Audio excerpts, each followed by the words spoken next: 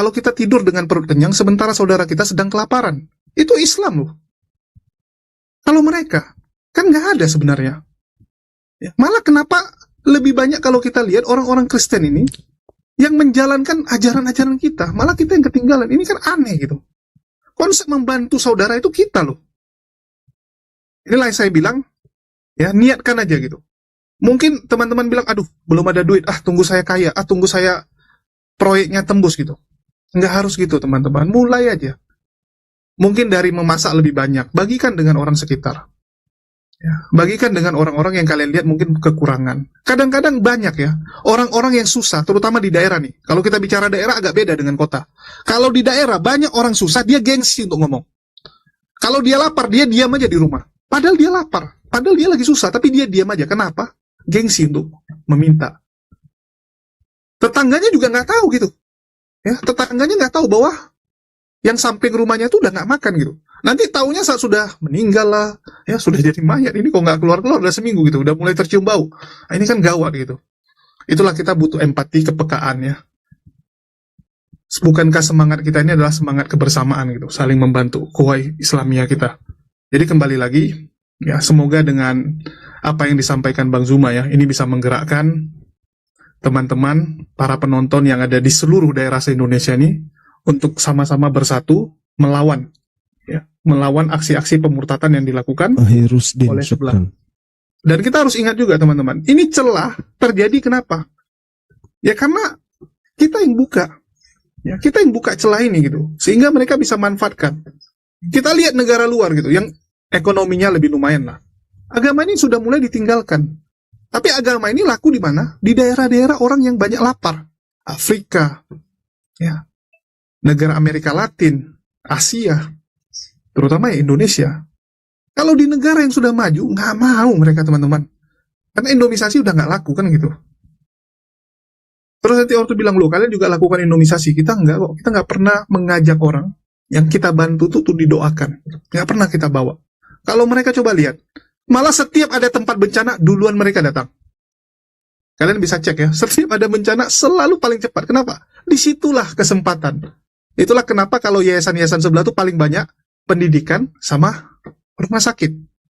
Karena dua hal inilah paling gampang. Pendidikan otomatis yang datang kan anak-anak.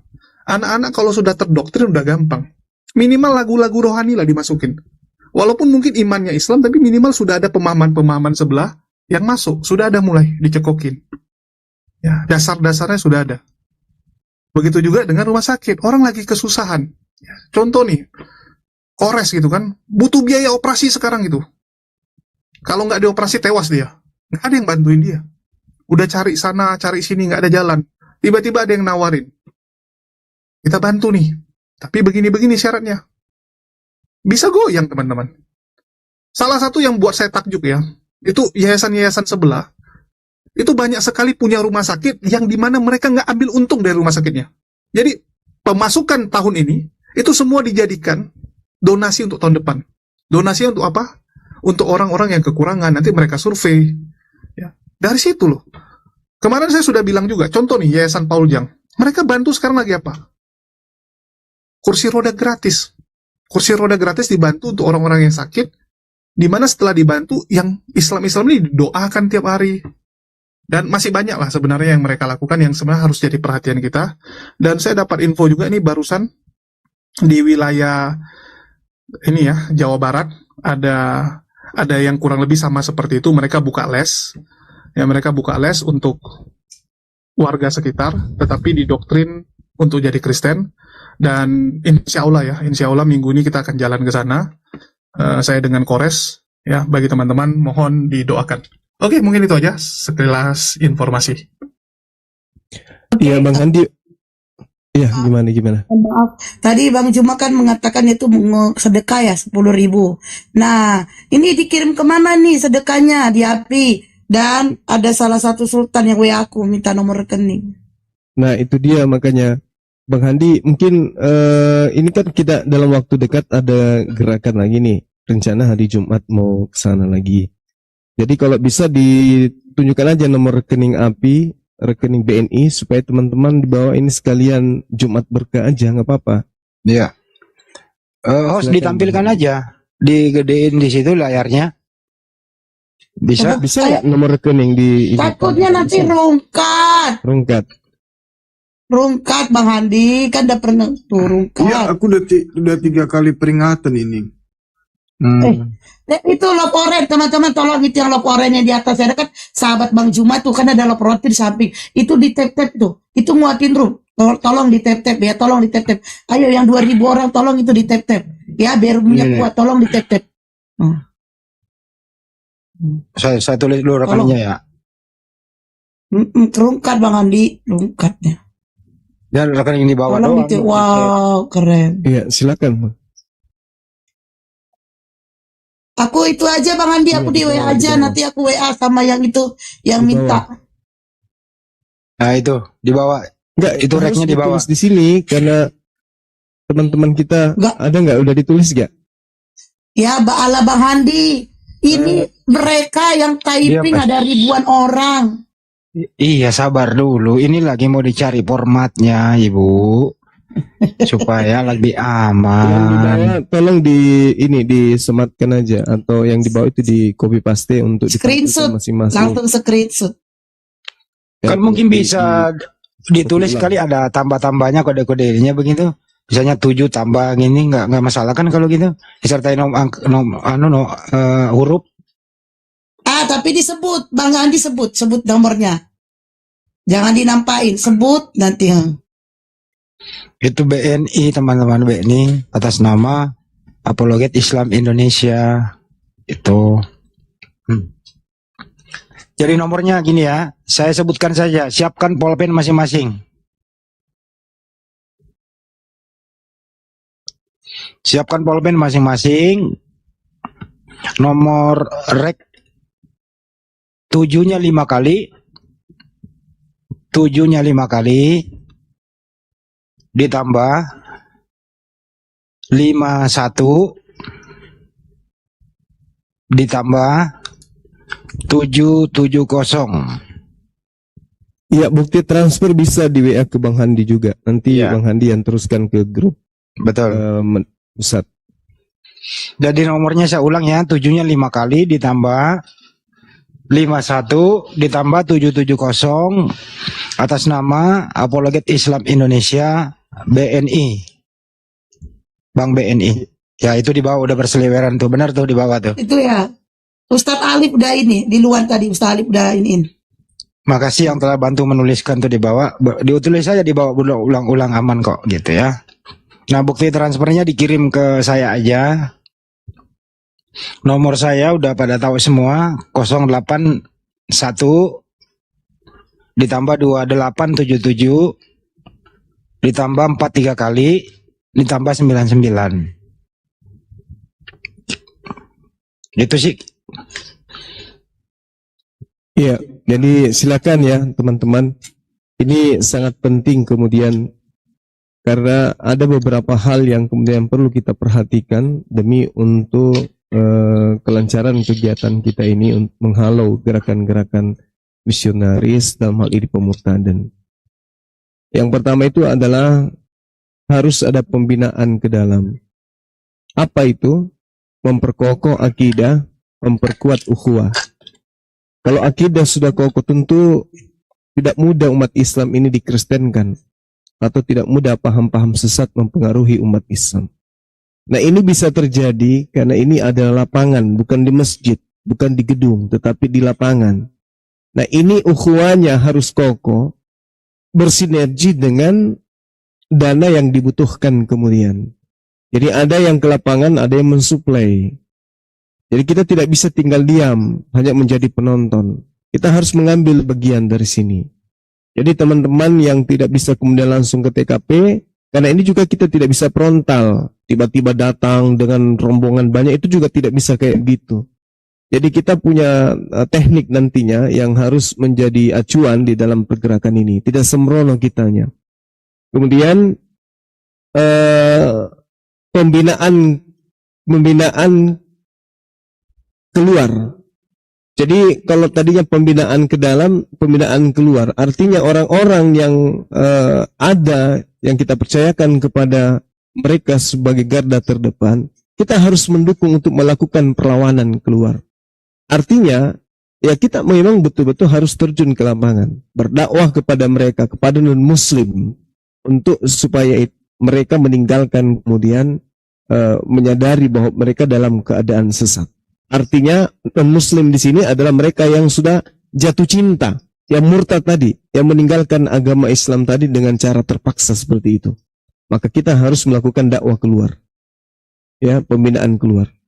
Lalu yang ketiga adalah bahwa semua organisasi atau lembaga-lembaga yang ada di Indonesia yang konsentrasinya kemudian terhadap pembinaan mu'alaf itu harus bersinergi, artinya kerjasama, bukan hanya menjadi penonton sebagian lalu kemudian saling saing menyaingi. Enggak, kita harus kerjasama, betul-betul kita saling merangkul satu sama lain untuk kemudian memberantas gerakan-gerakan kristenisasi seperti ini.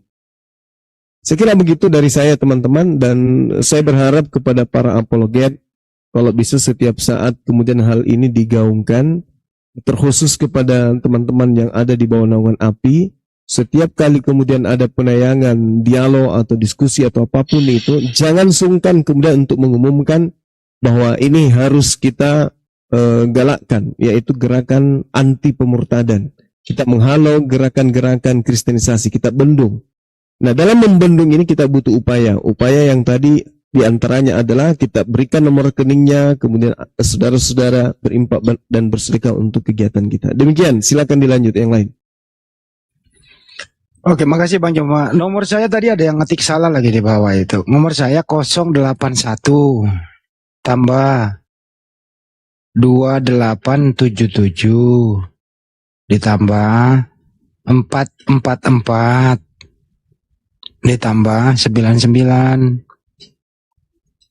Ini sudah ada yang masuk nih, apa disebutin satu-satu nih?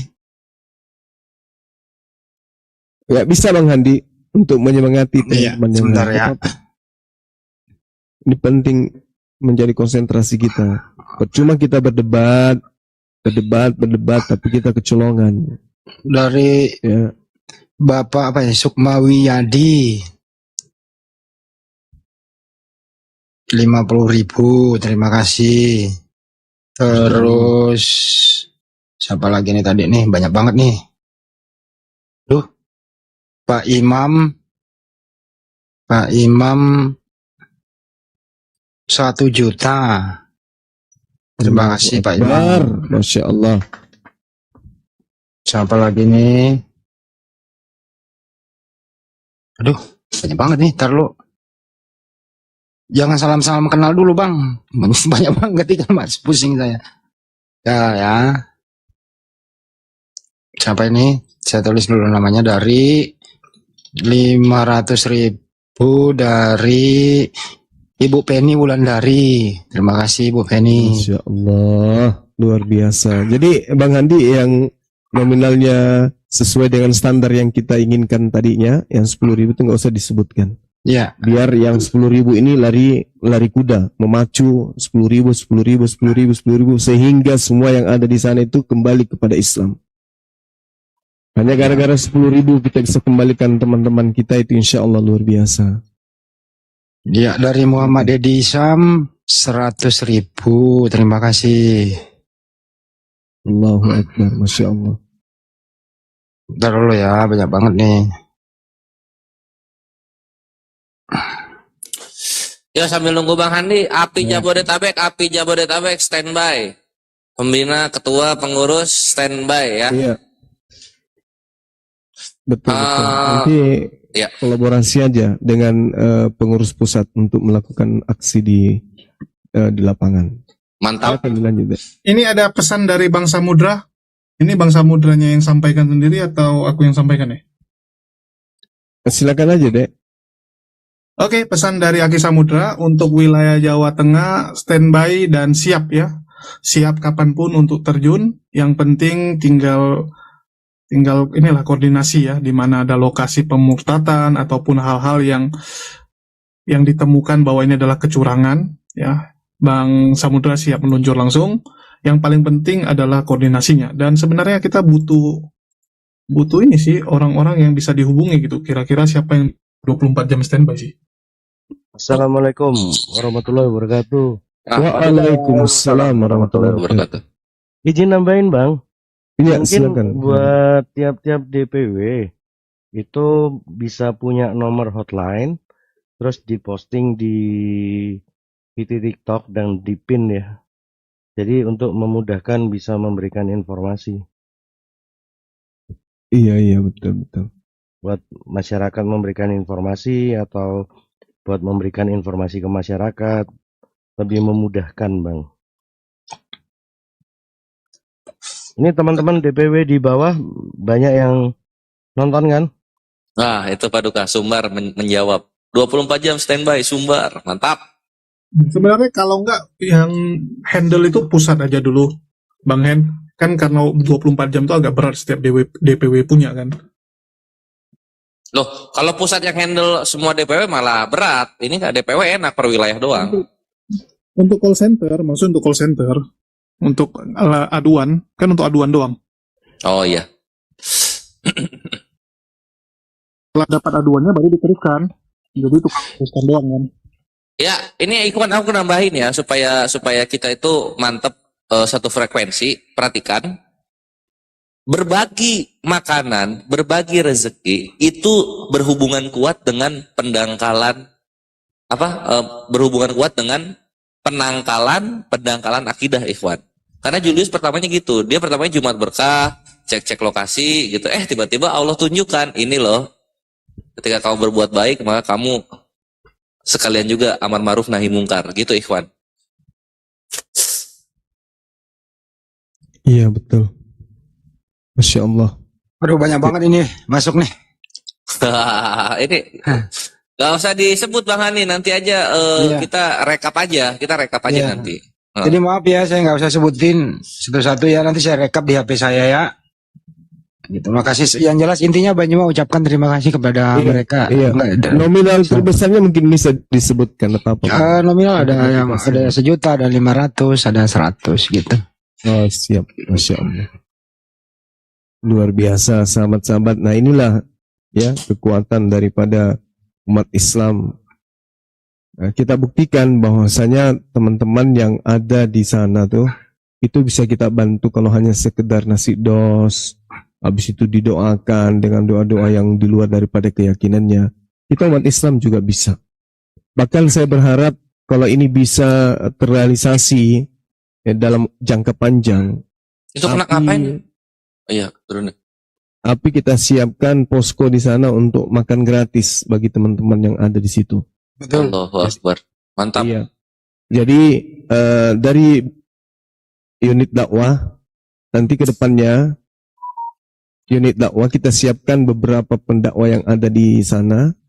Di samping mereka itu kita siapkan posko untuk makanan gratis bagi teman-teman yang tadinya didatangkan hari Rabu, hari Kamis. Kalau perlu kita setiap hari makan gratis di sana dengan diikuti dengan kajian-kajian akidah.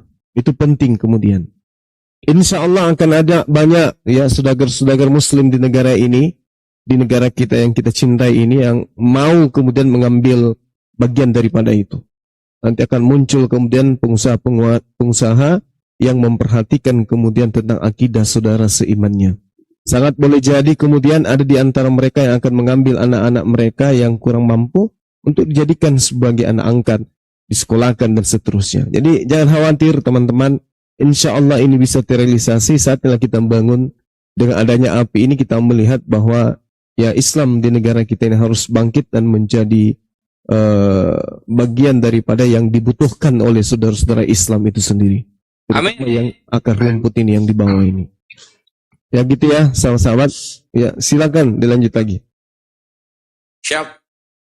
Oke, mungkin ada lagi yang mau disampaikan. Kita closing dan kita lanjut berdialog lintas iman. Iya. Gimana? Saya sih Silakan. rencana insya Allah ya dalam waktu dekat kalau tidak ada halangan, saya sendiri akan turun ke sana.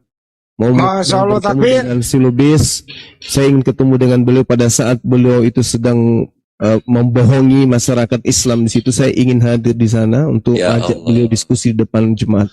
Ini janji saya ya, insya Allah Suatu saat nanti saya akan dalam waktu dekat ini, kalau tidak ada Amin. halangan, tentukan hari di mana Lubis ada di situ, saya akan hadir dan saya akan buktikan jangan kau tipu orang-orang yang sudah beragama dengan nasi bungkusmu itu. Masya Allah. Masya Allah. Mantap Gurunda. Harinya Iya. kami udah Siap. pegang. Sampaikan aja, bilang Bang Suma mau ketemu Bang Lubis, si Lubis, tapi di depan jemaah-jemaah ini, di depan masyarakat yang ada di situ. Tapi dengan catatan, kita juga harus tampil di atas dan lebih daripada yang mereka berikan. Masya Allah. Nanti Siap. semua live kan. Jadi kita pertama pendeta Lubis ini kita harus ajak diskusi di situ juga. Anda datang ke sini mendoakan orang yang sudah punya agama, buktikan agama Anda benar dengan berdialog dengan kita ini yang apologet. Nah, itu dia. Mantap Gurunda. Kita Allahu akan Akbar. lakukan itu. Allahu Akbar. Sampaikan ke Lubis bahwa siap-siap aja kita akan datang. Siap. Kita buktikan di mata orang-orang itu bahwa Islam itu agama yang benar, tidak seperti yang mereka ceritakan. Apa yang mereka berikan kita juga akan bisa berikan. Nah, tentu ini bisa terjadi kalau teman-teman semua mendukung kegiatan ini. Tapi kalau dikatakan mendukung tapi pelit, susah untuk terrealisasi. Kita harus, saatnya kita buka-bukaan. Yang kita butuhkan sekarang itu dana. Dana yang kita butuhkan, bukan hanya sekedar doa. Yang kita butuhkan itu dana. Ya, jadi kalau kita tidak berimpak, tidak bersedekah, bagaimana ceritanya hal ini bisa kita galakkan? Bang Suma boleh jadi, bisa, besok juga bisa berangkat ke Jakarta. Dengan tangan kosong masuk ke lapangan, malah kita yang dilempar nasi dong sama masyarakat yang ada di situ. Ya, untuk itulah kemudian, yuk mari kita bahu-membahu. Ini bulan puasa sedikit lagi akan kita masuk ke bulan suci Ramadan. Kita niatkan bahwa zakat kita, infak kita, sedekah di bulan suci Ramadan ini kita konsentrasikan untuk gerakan anti pemurtadan yang dipelopori oleh organisasi Apologet Islam Indonesia. Tidak susah kan? Tidak. Misalnya kita membayar zakat, sama kan? Kalau Anda membayar zakat di masjid tempat tinggal saudara dengan bayar zakat KAPI sama aja kan? Sama. Tak ada Sama. bedanya.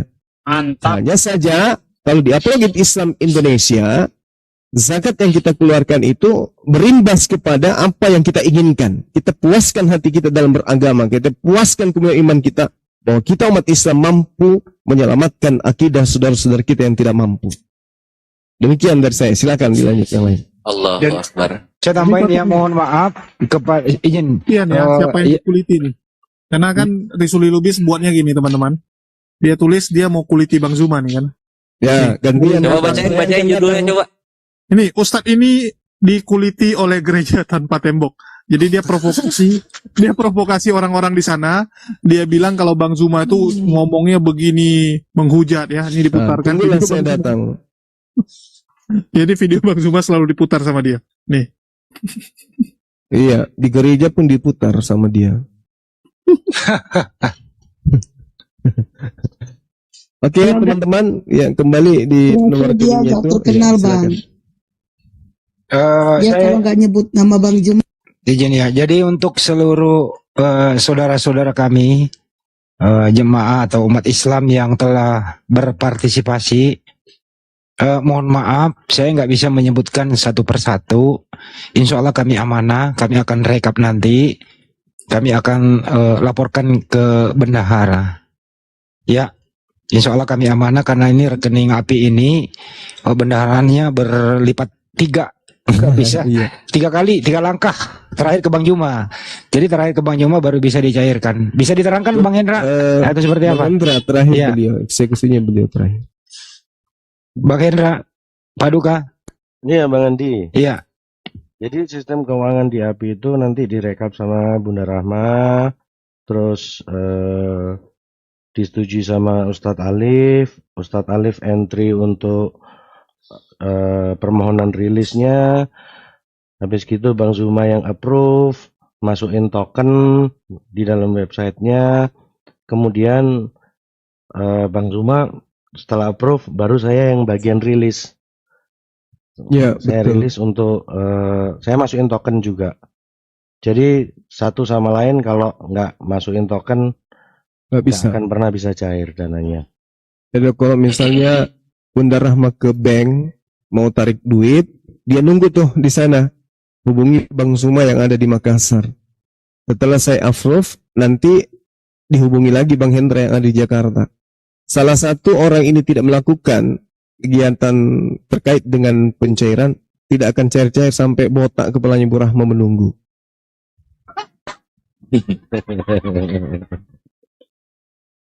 Ya, itu sistem yang kita pakai di API. Jadi insya Allah kita amanah sahabat-sahabat sekalian.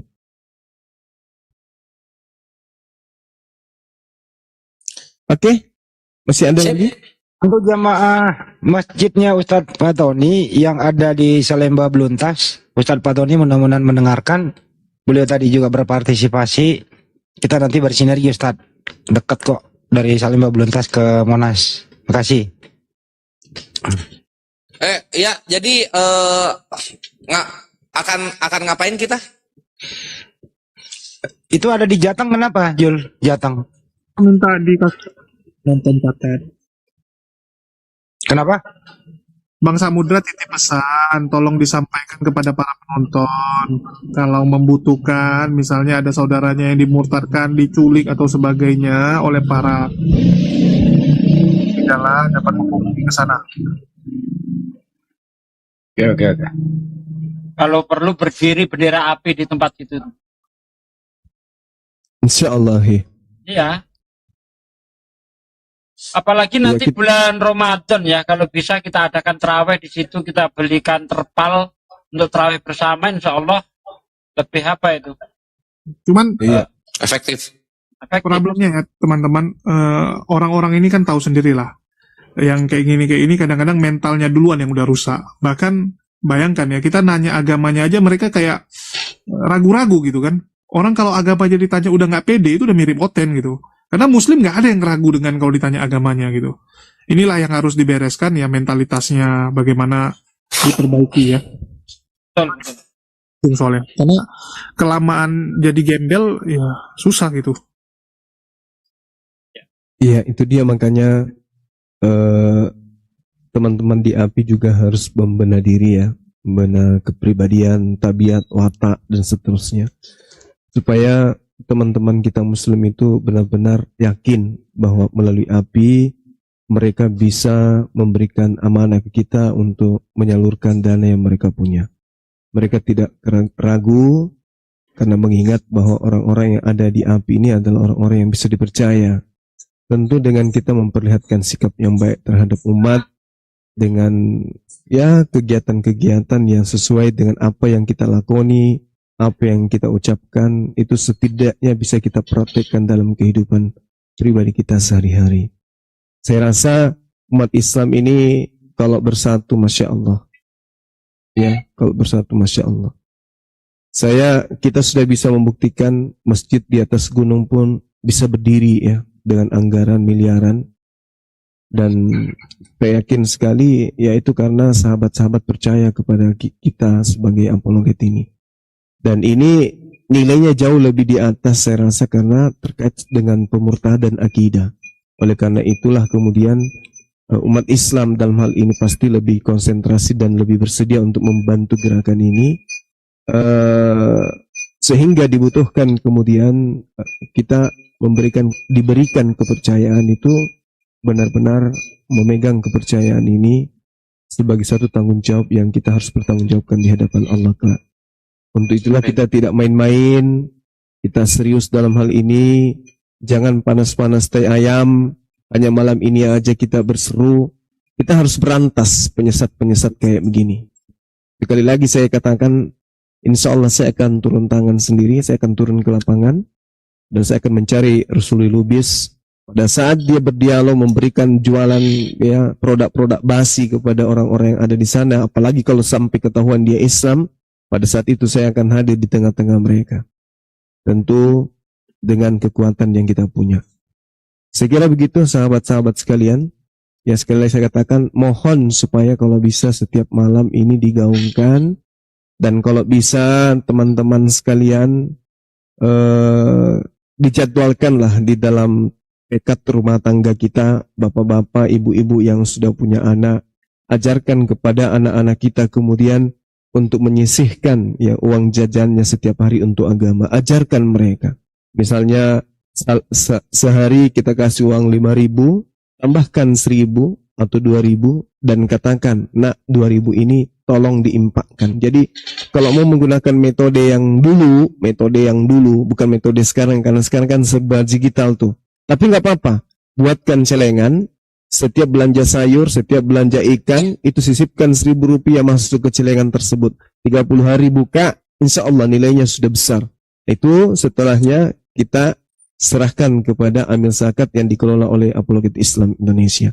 Kalau setiap rumah tangga melakukan hal ini, Masya Allah, ada umat Islam memiliki 3 anak, berarti 6.000 per hari. Kali 30 hari, itu bisa dihitung. Belum bapaknya, belum.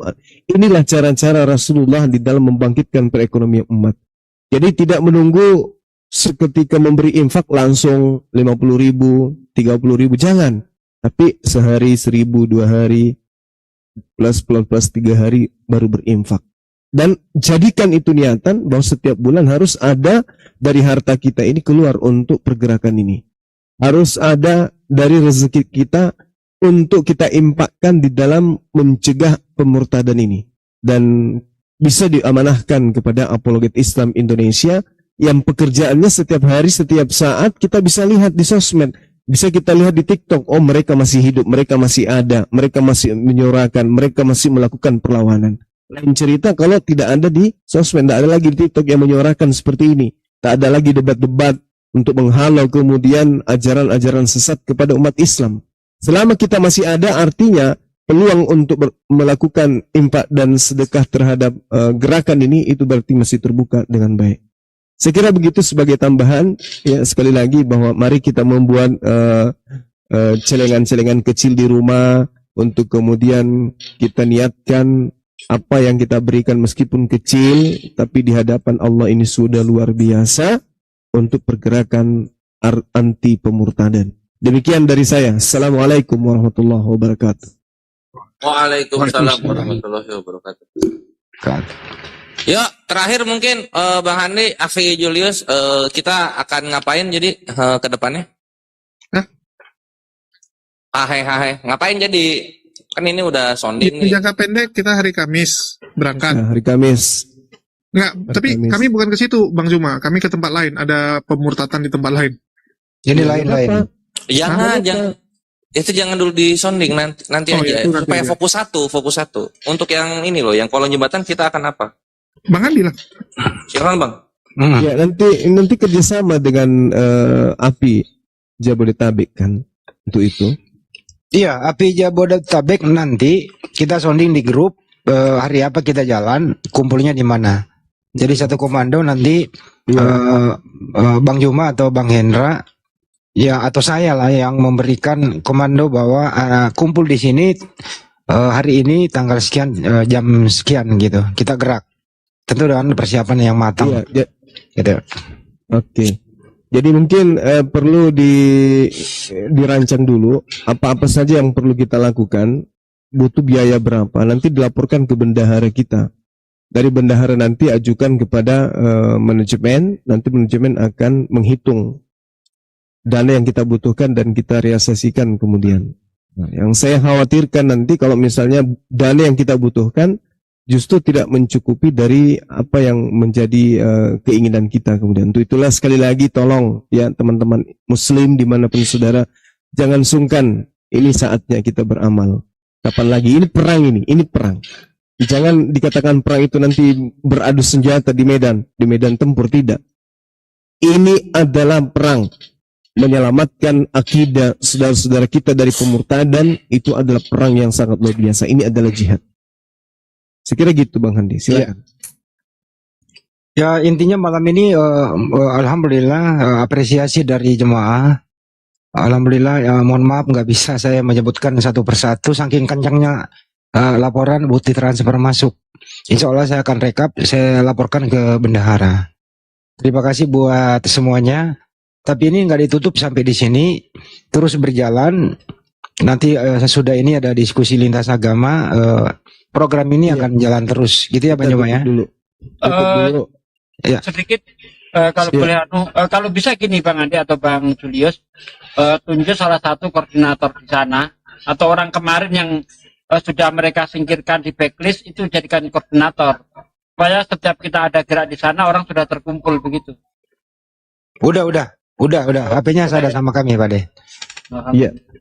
Teman-teman di bawah tolong nomor rekening API nanti begitu ada debat lintas agama, terus aja kemudian di paste ini chatnya besok, walaupun kami lalai lupa kemudian untuk menginformasikan tentang gerakan ini, sahabat-sahabat tolong ketikannya itu di save, jadi besok ketika ada debat tampilkan lagi di bawah, nggak apa-apa. Ya seperti yang dilakukan oleh saudara kita Mahdi Atmaja, seperti itu maksud saya. Silakan. Atau begini kita instruksikan untuk komal-komal yang terafiliasi dengan API ya, itu untuk terus mendengungkan gerakan anti pemurtatan, penggalangan dana untuk anti pemurtatan. Kalau begitu gimana? Boleh. Iya benar. Bagus. Iya boleh. Ya.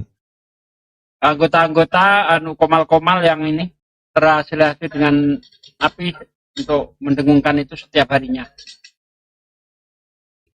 Betul. Kalau untuk ya, jadi kalau untuk wilayah kami udah koordinasi. Jadi hal-hal kayak gini Pak itu pasti ya. Jadi nggak ujuk-ujuk kita datang ke sana tanpa ada laporan kepada pemegang wilayah setempat. Itu insya Allah kami udah lakukan itu jauh-jauh hari sebelumnya. Gitu. Itu kalau bisa ada RT RW-nya di situ dihubungi Bang Andi. Di sana nggak ada RT RW, nggak ada, bukan perumahan. Di situ nggak ada ya? Nggak ada. Emang nggak masuk masuk wilayah dalam mana daerah wilayah. itu?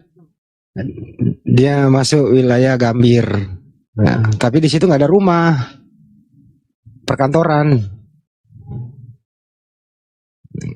Ya nanti aku coba ya sampai RT-nya. Apakah memang punya RT di situ apa enggak ya? Oke. Silakan teman-teman. Apa kita tutup dulu ini? Iya dong. Iya. Kita tutup dulu yang ini. Iya, silakan deh, silakan. Siap ya wes, Ikhwan Fisabilillah, itulah yang bisa kami sampaikan ya untuk cek ombak di lapangan mengenai berita yang beredar dan ternyata sudah valid, sehingga kita mengambil tindakan nyata untuk kemaslahatan umat. Dan jazakumullah khairan katsiran bil jannah untuk semua yang telah berkontribusi baik tenaga, waktu maupun finansial untuk pergerakan yang mulia ini, dan semoga Allah Azza wa Jalla balaskan berkali lipat, dan semoga kita semua selalu di jalan yang lurus dan Allah mudahkan dalam segala urusan jihad fisabilillah ini. Amin amin Allahumma amin. Ya itu aja Ikhwan Fisabilillah. Mari kita tutup dengan doa kafaratul majelis. Subhanakallahumma wa bihamdika asyhadu an la ilaha illa anta astaghfiruka wa atubu ilaik. Billahi taufiq wal hidayah ya khairu ummah. Wassalamualaikum warahmatullahi taala wabarakatuh. Waalaikumsalam warahmatullahi wabarakatuh. Iya, nanti habis ini kembali kita tanya.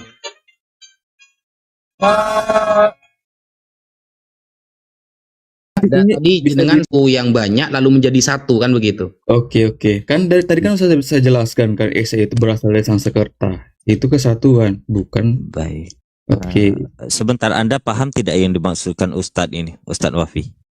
Iya. Coba di terminologi kata Esa tadi, coba yang Anda hijaukan tadi. Mana terminologinya? Udah saya bilang jangan asal-asal bernarasi ketika ada saya. Coba. Di manakah footnote yang diambil ini? Footnote-nya mana? Coba tunjukkan footnote-nya. Dia mencret atau saya tendang, saya moderator. Anda ini PR nggak kumpul. Di mana footnote-nya? Oke. Tolong tunjukkan catatan kaki sebentar. Tolong tunjukkan catatan kakinya di buku mana diambil. Oke ya. Nah, ini kan kalau kalian selalu mengatakan juga. Saya minta di mana footnote catatan kakinya. Saya seorang akademisi, saya mengajarkan ke mahasiswa-mahasiswa saya. Oke. Ini di sini juga ada nih. Jangan jauh-jauh. Saya minta yang jurnal yang Anda tampilkan tadi, footnote-nya di mana? Ketika nanti Anda membahas Sanskrit, saya akan bawa ke kitab sucinya. Kebetulan saya hafal. Ya udah, footnote-nya yang mana? Nah, ketika bernarasi, ketika menulis saya juga bisa menulis. Sebentar dulu. Ketika bernarasi atau menulis saya juga bisa menulis. Footnote-nya yang mana? Oke, biasanya kan di sini kan ada nomor ya ditampilkan. Itu footnote namanya, bukan nomor. Oke. Footnote aja Anda nggak tahu di mana. Oke. Yang mana footnote-nya? Nah, sebenarnya cuman kalian bisa tarik di sini sih. Sebenarnya kesimpulannya apa ya? Referensinya udah ada. Saya tidak menanya kesimpulan footnote atau catatan kaki rujukan di mana kata-kata atau terminologi itu diambil. Tolong tunjukkan ketika Anda membawa tulisan. Nih, kamu buka aja satu-satu nih. Mencret, nak, diam dulu. Sebentar dulu. Kita memvalidasikan sebuah data. Kalau di bawah, kan ditendang. Gini loh, Bang siapa namanya, Bang Kris. Saya sangat menghargai orang. Tetapi benar yang disampaikan oleh Ustadz Wafi tadi, ketika kita menyampaikan ke dalam diskusi akademis room debat, kita harus bisa memvalidasi data itu. Di mana Anda ambil, biar saya counter, biar Ustadz Wafi counter, Bang Romo counter, siapapun yang ada di sini bisa mengcounter, atau yang 582 juta ini bisa mengcounter. Oke, baik. Boleh saya jawab? Boleh, silakan. Ini kan karya ilmiah ya. Kalau misalkan ada di situ tercantum. Ketika karya ilmiah itu mengandung terminologi, seseorang di dalam ilmu kaidah akademis harus menerapkan yang namanya 1. Rujukan, 2. Footnote. Di mana? Nah, ini kan sudah jelaskan tadi kan. Biasanya ada ditaruh nomor-nomor di sini, teman di sini dia nggak ada ditaruh. Nah, cuma di sini ada daftar referensinya gitu. Misalkan kalau kalian daftar referensi itu namanya daftar rujukan pustaka. Ketika ada kaidah terminologi di dalam catatan tulis harus ada footnote di sana, harus ada sumber rujukan. Ketika Anda ke daftar pustaka, maka Anda harus mencari tuh satu-satu bukunya tuh satu-satu Anda cari. Anda harus tahu rujukan ke halaman mana. Ketika ada footnote, kami langsung bisa mengambil itu buku, langsung tahu halaman berapa. Karena footnote akan menerangkan halaman, bahkan tahunnya pun diterakan di sana. Sebenarnya udah jelas ya di sini kalian mengatakan. Nah, oke. Ketika Anda mengatakan jelas, sekarang saya tanyakan, ketika itu rujukan kepada bahasa Sanskrit, di manakah di dalam terminologi Hinduism atau yang menggunakan bahasa Sanskrit, Eka dan Esa di situ ada terminologi yang berbeda di sana. Tolong tunjukkan kepada saya. Silahkan Anda tunjukkan di dalam kaidah kita Veda, Yajurveda, Samaveda atau Atharva Veda atau kitab Purana silahkan, atau BG Bhagavad Gita silahkan. Saya ingin belajar dari Anda sekarang. Silahkan tunjukkan sloka-slokanya di mana. Silahkan tunjukkan Purana-Purananya di mana. Kebetulan saya paham juga sedikit-sedikit. Oke, sebentar ya. Sebentar. Maaf Bang, dia narasinya apa tadi? Eka bukan satu, dia bilang. Enggak, dia bilang Esa itu satu kesatuan menurut bahasa Sanskrit. Saya tanya terminologinya, enggak jelas dia di mana. Dia hanya modal tulisan si Wahyu Eka. Saya kenal, kebetulan saya kenal itu Wahyu Eka itu. Saya mau kasih tahu ya, nih ya. Boleh. Esa adalah kata yang berasal dari bahasa Sanskerta. Dalam Sanskrit Loan Word in Indonesia 1997 karya J.G. de Kasparis. Esta artinya satu, hanya satu, one only. Mengacu pada Sanskrit English Dictionary yang dikutip oleh Kasparis, Esta juga mengacu pada Tuhan atau Lord. Di sumber lain, Kamus Umum Bahasa Indonesia karya Purwadarminta juga memaknai Esa sebagai tunggal atau satu. Selain Esa, ada kata lain dalam bahasa Sanskrit yang juga memiliki arti satu, yaitu Eka. Meski demikian, Esa dan Eka tidak bisa dikatakan memiliki arti yang benar-benar sama. Keduanya memiliki perbedaan terutama dalam hal penggunaan. Lalu apa perbedaan Esa dan Eka? Ya, Esa dan Eka masing-masing tersebut seperti telah dirangkumkan.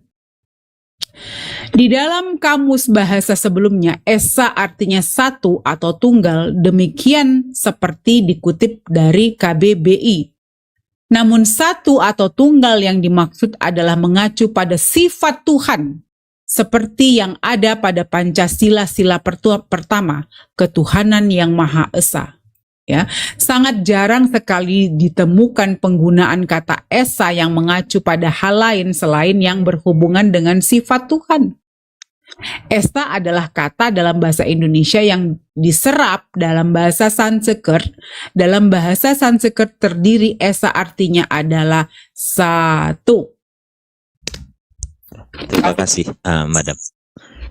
Tolong tunjukkan referensi Anda dalam bahasa Sanskrit di manakah rujukan Eka dan Esa itu di dalam kitab Yajurveda, Samaveda, Atharvaveda atau Rigveda yang paling tua Rigveda. Ya, maksudnya gini. Silahkan ada. Sebentar dulu Bang Sonkris. Saya sudah selalu bilang kepada yang naik ke Komal. Ketika ada saya tipikal orang yang memegang nas dan dalil, no asumsi pribadi. Ketika Anda tadi mengkonter membawa Wahyu Eka, saya kenal kebetulan orangnya. Wahyu Eka tadi yang Anda bawa tadi yang di atas namanya itu, saya kenal orangnya. Ketika Anda mengkonter di situ, sedangkan di terminologi tidak ada footnote-nya yang bisa kami buka di sini dan dikonter lagi oleh Ustadz Najah. Mohon maaf, Ustadz Wafi tadi udah menjelaskan bahwasanya maksud ahad di dalam atau satu di dalam konsep ketuhanan Muslim itu jelas tidak bisa dibagi-bagi lagi. Tunggal di sini bukan adanya duit tunggal atau tritunggal, enggak. Satu zat yang tidak bisa dibagi-bagi lagi. Ketika Anda mengkonter ke kata Esa dan Eka, tolong tunjukkan di dalam bahasa Sanskrit rujukannya kepada kitab suci yang notabene yang dibawa adalah agama Hinduism, ya, paham Hinduisme. Tolong tunjukkan di dalam kitabnya di mana di dalam kitab Rigveda, Yajurveda, Samaveda, Atharvaveda di manakah ada kata Esa di sini atau Eka di sini yang merujukkan kepada satu kesatuan itu. Karena bahasa Sanskrit itu akan erat kaitannya ke sana. Betul kata Bunda Madam itu ya, only one itu sudah betul itu, hanya satu gitu loh. Jadi ada hasr di sana. Jadi begini Mas Son, setiap orang ketika menulis sesuatu, baik di dalam referensi buku ataupun yang lain, harus ada footnote, kecuali dia ingin menerangkan maksud dari definisi itu, boleh secara pribadi. Tapi ketika sebuah itu merujuk kepada definisi ataupun yang lain, itu biasanya ada footnote, nanti dia merujuk ke mana. Gini loh, ini saya kasih contoh ya. Itu jadi karya ilmiah itu ditolak sama dosen nanti kalau kayak gitu. Oh, kalau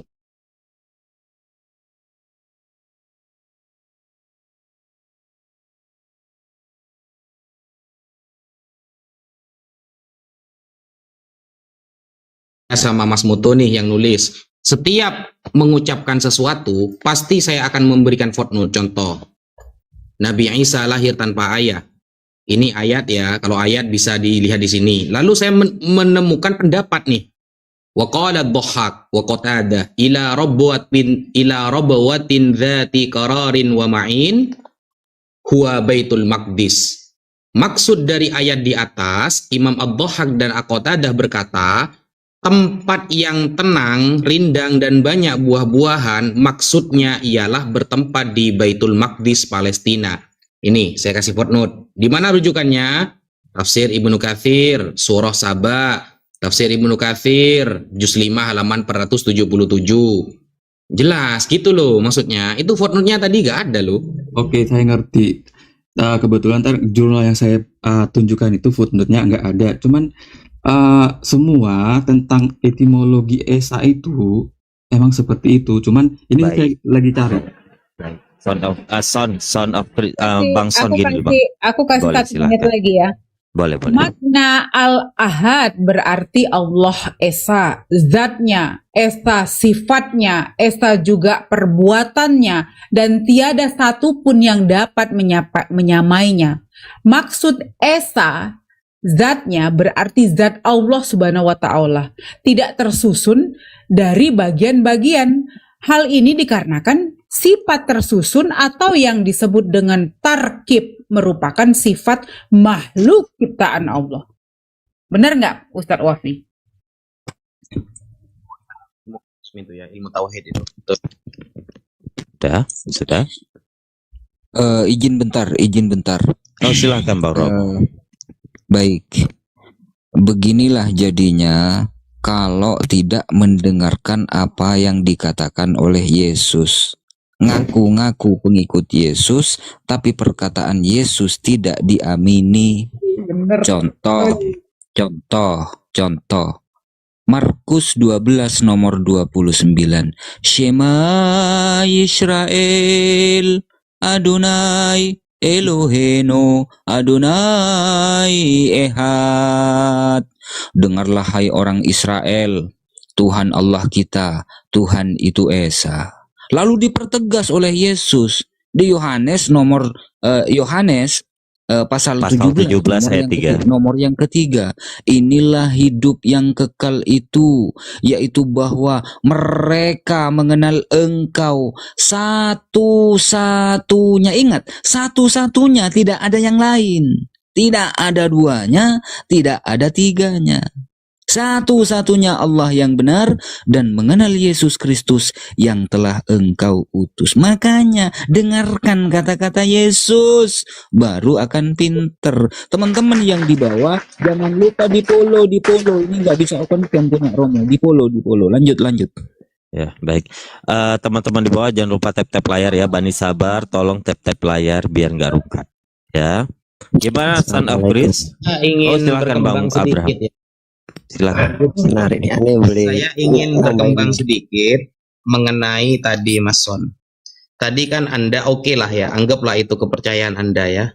Meyakini bahwa Esa itu satu kesatuan, seolah kan ada beberapa lalu menjadi satu gitu loh. Nah ini bagus sebenarnya itu dikembangkan itu. Sekarang saya tanya Mas Son kepada Anda mengenai amanat agung. Ketika Yesus mengatakan, jadikanlah seluruh bangsa muridku dan baptislah mereka atas nama 3 kan, Bapa, Anak, dan Roh Kudus. Itu doktrin atau benar-benar dari Yesus? Mas Son, monggo. Apa tadi? Tentang baptislah mereka atas nama Bapa, Putra, Roh Kudus. Itu perkataan Tuhan Yesus itu. Jadi kalau bisa Anda buktikan bahwa itu perkataan Yesus? Bisa. Bagaimana cara Anda membuktikannya? Kan ada di Alkitab itu. Saya tanya begini sekarang, Mas Son. Enggak, ini dulu. Kita kelarin dulu tentang Esa tadi. Iya, ini perkembangan. Jadi percuma Mas Son, percuma. Enggak. Data Anda ya sudah jurnal itu. Tunggu dulu ya. Aku udah kasih tahu jurnal saya ya, saya tunjukkan. Coba kalian gitu. Iya, gini Mas Son. Makanya kan sampean sudah tak kasih enak ini. Anggaplah jurnal itu bener. Kan enak sudah. Berarti gini. Kalian tadi kan menanya ini dari mana gitu. Ustadz Wafi, kayaknya ini modelan gini biar saya aja sebentar. Saya sebentar gak lama ini. Udah bagus baik hati Ustadz Wafi, Anda mancing-mancing lagi saya. Saya nggak mancing, di sini kita. Oh iya, nae ganteng manis manja mengke, silahkan. Aneh bisa nambahin boleh, dikit. silahkan Bang Ben, silahkan Bang Ben. Tadi kan dibacain sama Bang Ayubi ya. Adonai Elohenu, Adonai Ehad. Ehad dalam bahasa Hebrew itu artinya satu, bukan kesatuan. Ehad, Tayim, Slosa, RBI, terus Chemishim, Shesh, Sheva, dan sebagainya. Satu, bukan unity.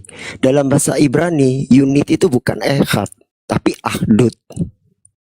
Jadi kalau memaksakan Ehad sebagai unity, Anda nabrak kosakata bahasa Ibrani itu. Yang namanya Ehad itu sudah satu, bukan kesatuan. Karena kesatuan itu Ahdut dalam kosakata bahasa Ibrani, bukan Ehad. Clear itu. Boleh bisa dibukain nanti di kamus Ibrani online itu, di Pealim itu, kalau Anda mau itu. Lanjut. Nah, ini kan saya kan ada referensi tadi ya. Nah, kalian bilang ini harus saya cari siapa dari mana gitu. Baik. Tolong ditunjukkan apa yang kalian ngomong tadi gitu, biar saya bisa membandingkan. Oh, seperti ini pengertian dari saudara Muslim gitu. Son, sebentar dulu. Mohon maaf Bang, sahabat sebentar ya. Yang ditampilkan oleh Ustadz Wafi tadi, kamu udah lihat kitabnya? Iya. Sudah dibacakan? Sudah? Enggak. Referensi Muslim, sebentar dulu. Referensi Muslim itu jelas, bahkan kitabnya langsung yang diperlihatkan open cam. Lah Anda membawa tadi, bahkan footnote rujukannya pun nggak ada. Bahkan mohon maaf ini ya, ketika saya naik ke Komal Debat, narasi-narasi kalian saya catat. Bahkan narasi Anda yang mengatakan Esa berasal dari bahasa Sanskrit, God is unity, atau sama satu kesatuan, saya catat nih jam 22.56. Ini aja udah jam 23.18, masih ada ini nangkring, saya catat pernyataan Anda. Makanya Anda tidak usah lari kemana-mana. Ketika tadi Ustadz Wafi udah baik, kita alihkan ke pembahasan lain, Anda masih berkukuh di sini, Anda hadapi saya. Oke. Dah, Anda kan mau. apa tadi mengaku sebagai orang pendidikan gitulah. Nah, coba tunjukkan data Anda, etimologi Esa itu seperti apa gitu. Sekarang saya tanya kepada Anda. Jadi menurut Anda dari jurnal yang Anda bawa kata Esa tadi apa itu? Nah, di situ saya udah membaca kan jelas. Baik. Dan itu sebatas jurnal yang bisa saya tunjukkan gitu. Nanti saya cari lagi ini di jurnalnya dari mana dia dapat gitu. Nah, ini kan saya langsung ngaku kan. Nah, sekarang Anda tunjukkan data etimologi Esa sebentar dulu. menurut Baik, Anda. saya jelaskan ini. Baik, saya jelaskan. Ketika di kitab Anda, khususnya di kitab Perjanjian Lama yang kemudian dikonter kembali oleh Yesus Kristus, Shema Israel, kata ehad di situ dialih aksarakan ke dalam Latin, tulisannya ECHAD, echad di situ bahasa atau ehad di situ. Ada vokal yang berbeda yang keluar dari mulut kita sesuai dengan vokalnya orang-orang yang menggunakan bahasa Hebrew atau Ibrani. Di dalam Al-Quran ada kata ahad di sana di dalam surah Al-Ikhlas. Terus ujuk-ujuk Anda mengambil kata Esa yang notabene bukan bahasa di kitab suci Anda. Ketika saya ingin mengkonter balik kepada Anda, di manakah kata Esa di dalam perjanjian baru atau di dalam perjanjian lama? Silahkan Anda tunjukkan di dalam Hebrew, bahasa Hebrew, di dalam Tanakh, Taurat, Nevi'im, Ketuvimnya orang Yahudi, atau di dalam perjanjian baru Anda yang di dalam bahasa Grek atau Yunani atau bahasa Aram, bahasa Ibu Yesus, tolong tunjukkan kepada saya kata Esa di sana. Ada tidak biar menjadi rujukan?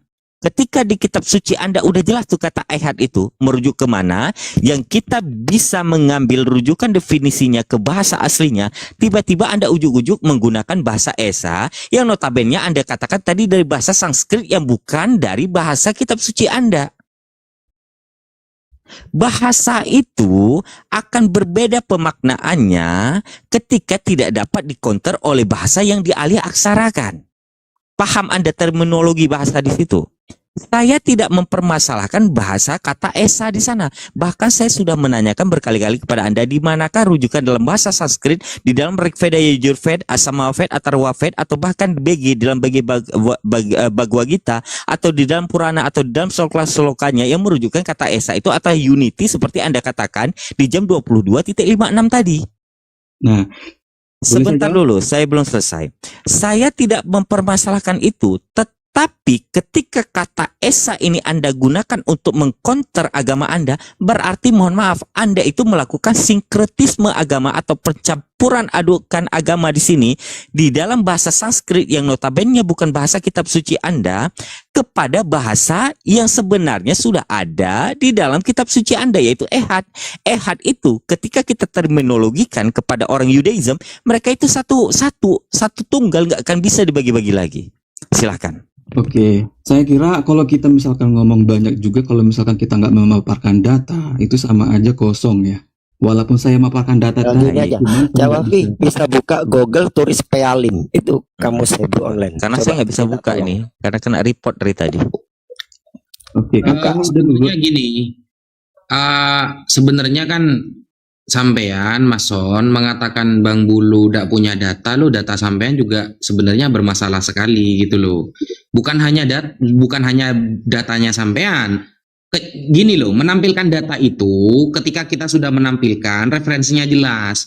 Kalau cuma jurnal, tulisan orang dan tidak ada footnote-nya di sana, ya bukan data namanya. Itu ya sama saja tidak bawa data gitu. Sedangkan begini Mason, saya kan penasaran kenapa Mason memaknai kata ahad ya, bukan ahad ya, Esa itu adalah kesatuan, seolah-olah ada beberapa lalu menjadi satu. Saya teringat kepada ayat di dalam Kristen yang selalu dibawa-bawa, yaitu Matius 28 ayat 19.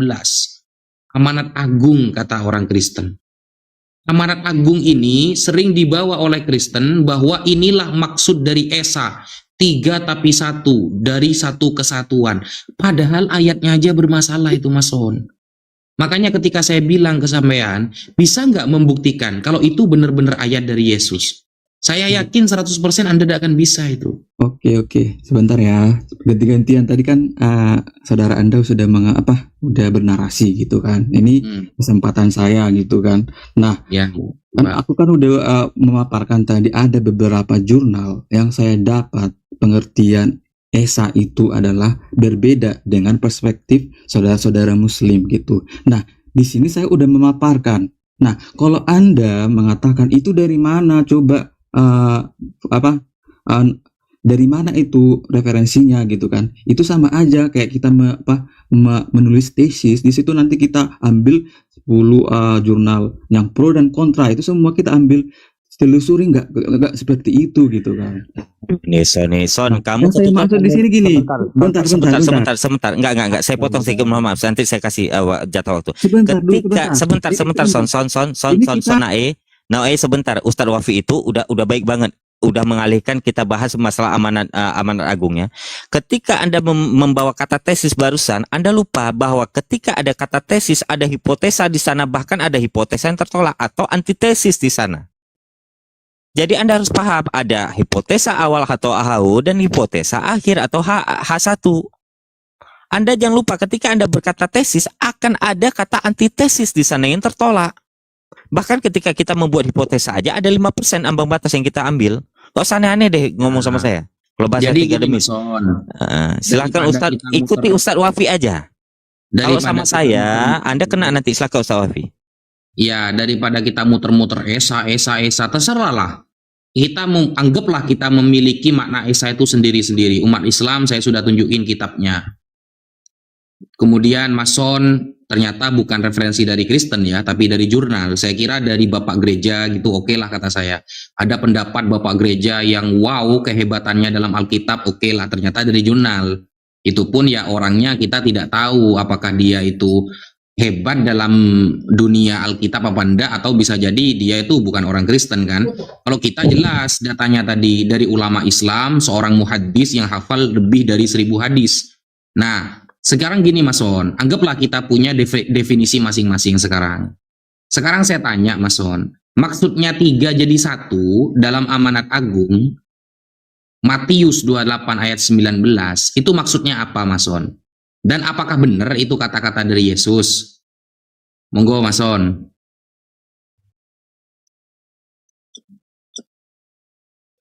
Mas Son. Innalillahi wa inna ilaihi raji'un. Nambahin dikit ya Cak ya. Jadi kalau kita bicara terminologi atau definisi, pijakannya harus leksikografi ya.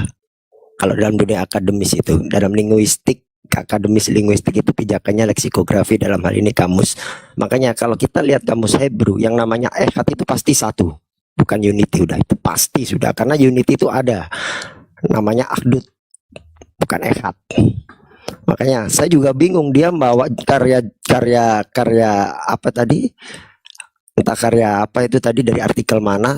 Cuman ini pijakannya dari mana ini? Saya nggak nemu. Dari tadi saya nyimak dia nggak ngasih pijakannya. Dasar pijakan orang tersebut mendefinisikan kata Esa itu apa gitu loh. Saya nggak nemu ini dasar pijakannya. Ya repot Mas Ben. Jadi kita bawa referensi dari ulama kita, seorang muhaddis, seorang profesor, kemudian seorang peneliti. Definisinya dari Islam, nggak ngambil dari apapun. Kalau Islam gitu mainnya. Jadi ketika kita berbicara, itu yang akan berbicara nanti adalah orang-orang yang sudah pakar.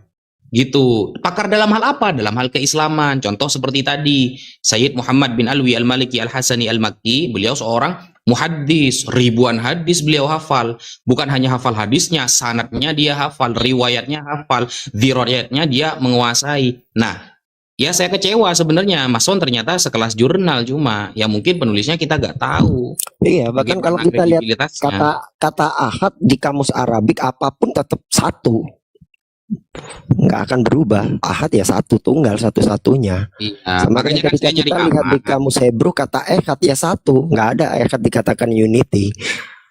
Ya, makanya kan saya cari aman. Oke lah, anggaplah. Berarti dasar keimanan Islam dari para ulama, dasar keimanan Anda memaknai Esa dari jurnal. Sudah, oke, anggaplah benar. Sekarang kita buktikan Matius 28 ayat 19 itu benar-benar dari Yesus atau tidak. Gitu loh. Saya akan bisa membuktikan. Ya, saya bisa membuktikan bahwa Matius 28:19 itu ayat palsu loh. Amanat Agung itu. Saya bisa membuktikan itu. Sekarang saya minta dulu referensi Anda, buktikan kepada saya. Nah, kalau sudah minta bukti itu begini, Mas On. Hadis bisa dikatakan soheh kalau melalui 5 syarat. 1, sanadnya harus sambung. 2, yang meriwayatkan harus rawi yang adil. 3, orangnya harus cerdas. 4, tidak ada bertentangan antara satu rawi dan rawi yang lain. 5, tidak terjadi illah. Nah, gitu. Sekarang buktikan kepada saya bahwa Matius 28 ayat 19 itu benar-benar ayat ucapan Yesus. Bagaimana Anda cara membuktikan? Soalnya saya punya data setelah ini. Bahwa ayat itu ternyata banyak umat Kristen sejak terdahulu sudah mempermasalahkan ayat itu. Itu beneran ayat atau asli atau palsu? Begitu. Lanjut, Mas On. Assalamualaikum warahmatullahi wabarakatuh. Waalaikumsalam warahmatullahi wabarakatuh, Kiai. Nih. Siap Kanjeng Tuan Lora, lanjut. Ayo Mas On, itu amanat agung loh Mas On. Amanat agung sering dinarasikan oleh Kristen, coba. Oke, siap. Saya baca beberapa ayat sebelumnya ya. Matius 28 ayat tadi yang dipertanyakan ayat 19 ya. Oke. Saya baca dari 16 ya. Dan ke-11 murid itu berangkat ke Galilea, ke bukit yang telah ditunjuk Yesus kepada mereka. Ketika melihat dia, mereka menyembahnya, tetapi beberapa orang ragu-ragu. Yesus mendekati mereka dan berkata, kepadaku telah diberikan segala kuasa di sorga dan di bumi.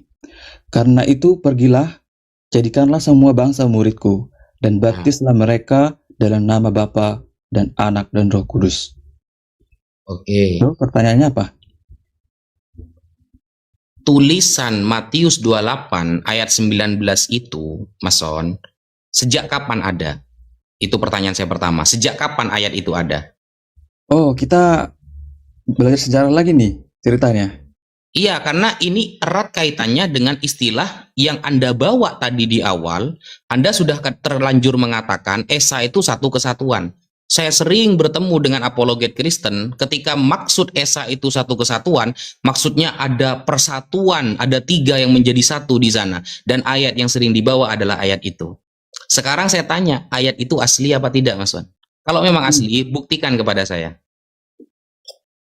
Nah, oke, walaupun sedikit lari ya, ini udah kita belajar sejarah, soalnya saya harus buka tentang literatur saya juga ini. Jadi, saya mengambil poin Anda, bahwasannya Anda mau mengatakan begini, karena saya bernarasi tadi, Tuhan Yesus memberkati. Mungkin pertanyaan Anda mau menjurus kepada kapan Yesus memberkati Abraham. Maka benar apa kata narasi saya yang pertama, Anda kurang belajar. Ketika Anda mempertanyakan jangan kau sebut saya tidak belajar. Saya nggak suka.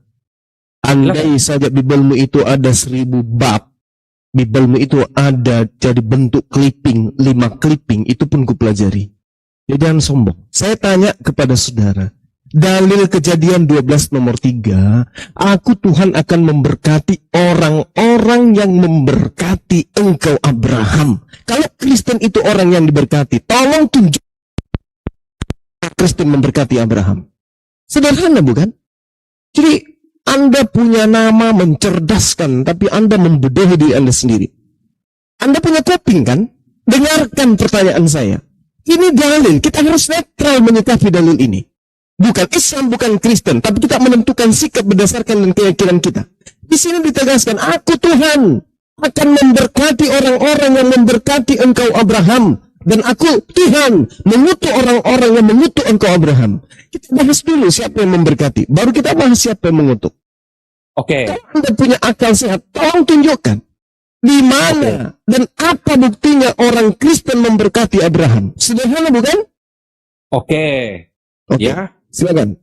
Pengertian dari diberkati itu adalah ketika umat Kristen itu mempercayai bahwasannya firman Allah itu pernah mempercayai kepada Abraham. Itu sudah Abraham sudah otomatis terberkati.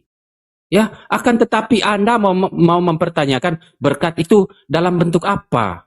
Apakah seperti berkat itu ketika umat Kristen yang sekarang terus kembali kepada masa lalu memberkati Abraham? Tentu bukan begitu dalam pandangan mempercayai firman Allah.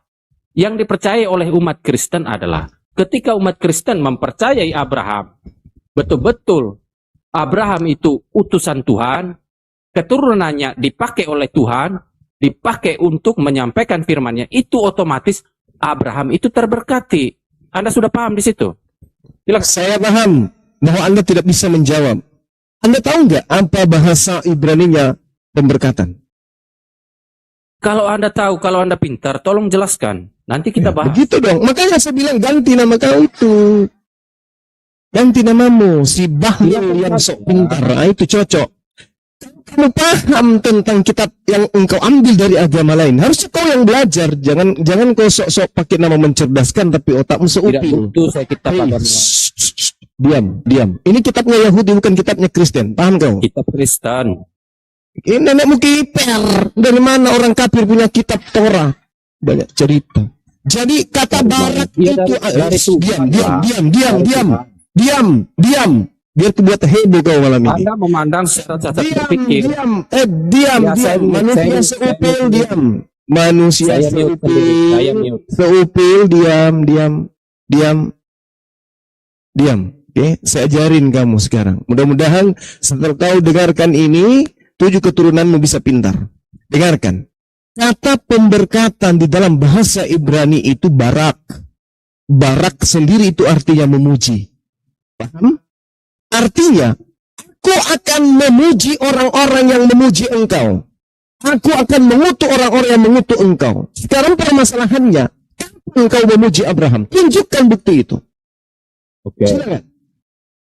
Saya mengasih tahu kepada Anda, akan saya tunjukkan buktinya. Ya. Buktinya adalah di dalam kitab suci umat Kristen. Orang Kristen, umat Kristen mempercayai Abraham itu betul-betul itu utusan Allah. Tadi saya sudah menerangkan kepada Anda, keturunan Abraham itu dipakai bukti dalam implementasi keagamaanmu itu. Jangan cuma cuap-cuap. Bukti praktek pemberkatan atau pemujian kepada Abraham dalam agamamu itu yang mana? Mana buktikan? Oh, hukum itu yang Anda tanya. Ya, bukankah hukum itu semua adalah bagian dari keimanan? Begini saudara ya, dengar dulu ya, agar kita mendapat. Ketika kita mengaku diri, mendeklarasikan diri bahwasanya orang cerdas, maka mendeklarasikan diri Anda itu nama Anda mencerdaskan, tapi membodohi. Harus kita ya melihat atau memandang sisi keimanan itu dari segala aspek. Yang saya bahas. Segala aspek pemberkatan aja dulu tunjukkan. Pemberkatan Kristen kepada Abraham itu mana? Tadi kan saya menjelaskan satu aspek. Saya tidak butuh penjelasan. Saya minta ditunjukkan mana pemberkatan itu. Ketika saya mempercayai keturunan Abraham itu bani yang dipakai oleh Allah itu pemberkatan itu namanya. Kamu justru dengarkan, agamamu justru mengajarkan, menghujat dan menistakan ajaran Abraham. Mengutuk Abraham itu ajaran Kristen. Anda kalau sudah dewasa dalam berdiskusi, tolong ya 30 detik. Dewasa lagi. Waktu 30 detik saya teman-teman masih percaya. Tidak mau. Waktu 30 detik bisa nggak Anda mendengarkan? Ya, ketika Anda menanyakan mana buktinya Anda itu menjalankan hukum yang Saya ditetapkan oleh Allah kepada Bani Israel saya atau Bani butuh bukti. Astaga. Saya Buktinya, butuh oke. bukti. Ya, Oke. saya menunjukkan bukti kepada Anda ini. Menunjukkan bukti, ya. Mana buktinya? Tunggu sebentar. Tunggu, sabar. Ya, silakan. Ya, sabar. Sebab ya Roma 10 ayat 4. Sebab Kristus adalah kegenapan hukum Taurat. Saya sudah ambil maksud Anda, ya. Kegenapan dari hukum Taurat. Sehingga kebenaran diperoleh oleh tiap-tiap orang yang percaya. Saya turun dulu, host. Oke. Tekan lagi. Saya bisa melanjutkan apa tidak ini? Iya udah santai aja, jangan marah-marah. Terusin aja, aku catat kok. Oke. Ya. Ini runutannya, rentetannya itu ya perjanjian Allah atas keturunan Abraham. Maka di sini ada penggenapannya. Kita tidak pernah membantah bahwasannya firman Allah itu pernah dipercayakan kepada Abraham, keturunan Abraham. Kita tidak pernah membantah itu. Pemberkatan Anda kepada Abraham. Bukan kepada keturunannya, kucelok kepada Abrahamnya. Astagfirullah. Pemberkatan terhadap Abraham bukan terhadap keturunannya. Kakek lampir. Aspek lain saya sudah menerangkan kepada Anda. Ini saya menjelaskan aspek lain lagi step by step. Yang dikatakan dalilnya itu kepada Abraham bukan kepada keturunannya. Secara eksplisit yang dipakai oleh hukum ketetapan Allah terhadap keturunan Abraham tentu disunat. Ini tidak berbicara mengenai keturunan, bengek. Ini berbicara mengenai oknum Abraham. Siapa yang memberkati Abraham akan diberkati oleh Tuhan. Tolong tunjukkan kepada saya mana pemberkatan Kristen kepada Abraham. Layaknya kami siang malam melakukan pemberkatan kepada beliau. Kama barakta ala Ibrahim wa ala alihi Ibrahim. Ini pemberkatan kami setiap saat. Pagi, siang, malam, sore. Di mana ada waktu, di situ kami melakukan pemberkatan kepada Abraham. Aku akan memberkati siapapun yang memberkati engkau Abraham. Umat Islam disibukkan dengan pemberkatan kepada Abraham. Lawan itu dulu. Mana pemberkatanmu kepada Abraham? Mana? Yang ada adalah Adam mewariskan dosa kutukan kepada Abraham. Sudah deh ya. Kalau Anda tidak mau mendengar penjelasan berdiskusi, Sunat itu adalah tradisi Yahudi. Betul? Betul? Abraham mengorbankan hewan, itu salah. Yang benar adalah mengorbankan manusia. Betul? Benar nggak? Itu pemberkatan atau apa tuh? Pemberkatan itu? Katanya mau berdiskusi, tapi begini caranya. Makanya kau pakai ilmu, jangan kau pakai tusuk gigi aja kau. Namamu mencerdaskan, ilmumu secuil, itu tidak sebanding. Nipu dari nama aja kau sudah nipu. Dari nama aja kamu sudah nipu. Saya selalu bergemetaran Anda. Tidak usah gemetaran kalau hadapin saya. Bukan gemetaran. Sombong kali kamu. Saya tanya, tunjukkan pemberkatan kepada Abraham dari penyembah dan pemakan babi. Tunjukkan.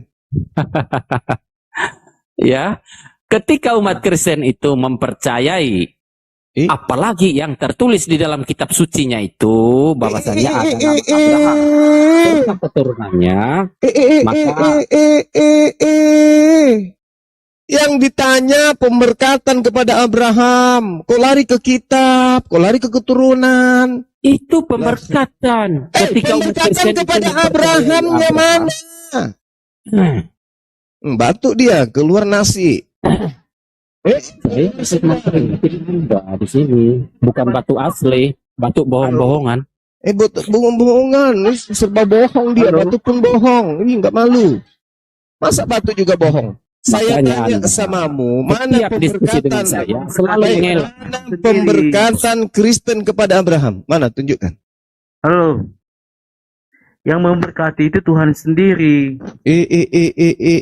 Siapa yang memberkati engkau Abraham? maka aku akan memberkatinya. Berarti yang dimaksud di sini adalah manusia. Memberkati orang. Nenek Mukiper, aku akan memberkati orang-orang. Kau tahu orang-orang itu apa? Aku akan memberkati orang-orang yang memberkati engkau. Kamu pikir orang-orang itu Tuhan? Yang sumber berkat itu Tuhan. Satu orang gugur. Nah sekarang kamu, laskar Kristus yang datang terlambat. Yesus sudah mati baru datang laskarnya. Aku akan memberkati. Saya simak ya. Saya simak dulu. Kamu, bawa ambil pulpen, catat. Kalau nggak ada tinta pulpen pakai ludah. Aku akan memberkati orang-orang yang memberkati engkau Abraham. Kalau Kristen ini agama yang diberkati, tolong tunjukkan pemberkatan orang-orang Kristen kepada Nabi Abraham. Silakan.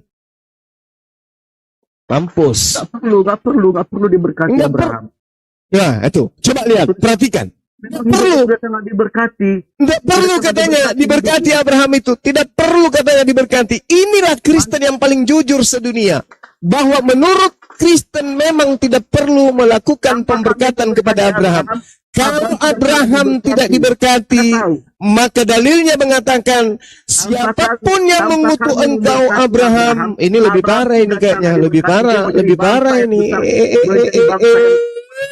Uang eka masih manang kajit to malasa. Lebih parah ini satu orang kopi dulu ya. Mau minum kopi nggak kamu? Tidak. Lebih parah ini. Kau dengarkan guru. Laskar diam dulu Laskar. Baru kau tanggapi Laskar Kak Daro. Habis saya bicara baru kau ngomong. Paham? Dengarkan saya. Kalau kau mengatakan tidak perlu melakukan pemberkatan kepada Abraham, itu kamu sudah jatuh kepada kutukan. Tomalasa memo yes. Aku Tuhan akan memberkati orang-orang. Berarti orang-orang yang tidak memberkati tidak akan diberkati.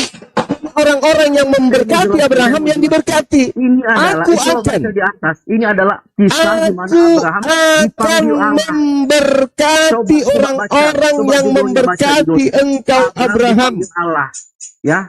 Sekarang tugasmu menunjukkan. Ini adalah perintah Allah kepada Abraham. Ya. Sekarang tugasmu menunjukkan. Kalau agama Kristen itu adalah agama yang diberkati, tolong tunjukkan implementasi pemberkatan itu kapan kalian lakukan? Hari Minggu kah? Hari Sabtu kah? Atau di bagian mana? Kapan itu? Kapan? Kapan? Tunjukkan. Nah, itu ayat keduanya, aku akan membuat engkau menjadi bangsa yang besar. Enggak ada hubungannya lagi dengan kau itu. Bangsa Arab itu bangsa yang besar. Salah kau itu bang. Nenek Mukiper, salahnya di mana? Wong Palestina aja setengah mati diambil sama Bani Israel nggak bisa, apalagi satu jazirah Arab. Dange. Kau belajar lagi sana ke gereja. Baru cebok air 1 sendok, habis itu kau lap muka biar kau pintar. Kenapa sih ini orang diskusi nggak nyambung ya? Mereka dikagetkan dengan materi ini, muncul-muncul Tuhannya Yesus memberkati. Ya, dasar manusia halu. Bro, bukan Tuhannya Yesus. Nah, memang Yesus itu tidak bertuhan lagi. Kau mau tuduh lagi keturunannya Abraham. Disebut Tuhan itu hanya dimeteraikan di dalam nama Yesus. Anda paham? Dengarkan, itu kalau kau menuhankan Yesus, itu sama halnya kau mengutuk Abraham. Karena cucunya Abraham kau tuhankan, itu sama halnya kau mengutuk Abraham. Kita tidak sedang menuhankan cucu. Paham Anda? Jadi Yesus ini bukan cucunya Abraham. Yesus dari segi kemanusiaannya. Nah, itu nih yang ku maksud, dongok. Yang ku bilang itu tadi barusan. Kau itu mengutuk Abraham dengan kau menuhankan cucunya Tambaga. Kau tidak paham itu? Yang dipertuhankan pada Yesus itu hakikat keilahian Yesus, keberkuasaan Yesus. Itu sama halnya kau menuhankan pohon, lantas kau mengatakan yang saya tuhankan pada pohon ini adalah Tuhannya pohon. Itu namanya engkau mempercayai wahyu yang bodong, yang berdasarkan wahyu Allah. Itu kan kata manusia, kenapa kau percaya? Beleng dompalak Kardoba. Dengarkan saya. Aku akan mengutuk siapapun orang yang mengutuk engkau Abraham. Dan akan memberkati, aku akan memberkati siapapun yang memberkati engkau wahai Abraham. Nah sekarang tolong tunjukkan. Pemberkatan yang dilakukan Kristen kepada Abraham itu yang mana? Panggil pendetamu di sini. biar ku buat dia kuliah 3 SKS.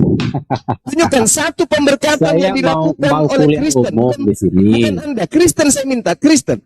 Tolong tunjukkan bukti orang Kristen memberkati Abraham. Silakan. Ya itu. Nah itu.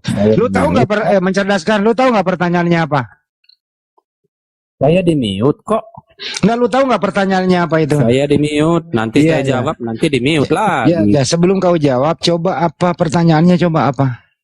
Tunjukkan Kristen memberkati Abraham. Ya, silakan jawab. Oke. Saya menjelaskan tentu dari perspektif iman Kristen. Bukan di luar iman Kristen, kan begitu. Entah terima apa tidak terima, ya sudah. Kita kaji. Ketika Anda tidak terima, ya kita Ya langsung kaji. aja, langsung. Ketika orang Kristen mempercayai Abraham itu seorang bapak beriman, bapak kaum beriman, mempercayai dia, mengimani dia, bagian dari iman kekristenan, itu sudah terberkati Abraham itu. Kecuali mengingkari Abraham, tidak terberkati Abraham itu. Simpel, sesimpel Dalilnya itu. tidak mengatakan, dalilnya tidak mengatakan, aku akan percayai siapapun yang mempercayai engkau Abraham. Bukan, beda percaya dengan berkat putu air, beda. Di dalam iman kekristenan, ketika mempercayai bahwasanya dia yang diutus oleh Tuhan, yang diutus oleh Allah itu sendiri, itu otomatis sudah terberkati karena dia di dalam doa umat Kristen itu mewakili semuanya, baik nabi, siapa saja, baik apa. Karena itu udah mewakili kitab suci. Ya, mewakili kitab suci, bukan di luar kitab suci. Kecuali Anda masukkan tokoh Coba yang lain. kamu tunjukkan pujianmu kepada Abraham. Satu aja, coba. Tunjukkan pujianmu kepada Abraham. Pujian dalam bentuk apa ini? Berdoa apa bagaimana ini? Apa di dalam Aku akan memuji, memberkati, barak dalam bahasa Ibrani. Orang-orang yang barak kepada engkau, yang memuji kepada engkau, yang memberkati engkau, yang menghormati engkau, yang memuliakan engkau, yang menghargai engkau. Kasih saya Mana waktu dalilnya? berapa detik saja bisa ya? Nanti Ya, Anda setengah drop. detik. Ya. Setengah detik. Setengah detik. Hai. Setengah Apa? detik mana bisa? Iya kan percuma aja pun kau bicara nggak ada isinya. Ya. coba. Allah Ishak, Allah Yakub, Allah Abraham. Itu yang mempercayai bahwasannya firman-Nya itu kekal, sejak kekal sampai kekal. Aku adalah aku, Allah Ishak, Allah Abraham, Allah Yakub. Bung. Itu sudah terberkati Abraham di situ. Karena kami tidak mempercayai Allah lain. Kalau yang dikatakan memberkati itu contoh seperti ini. Ya contoh kan, contoh gitu dong. Allahumma salli ala Muhammadin. Yang artinya. Ala alihi.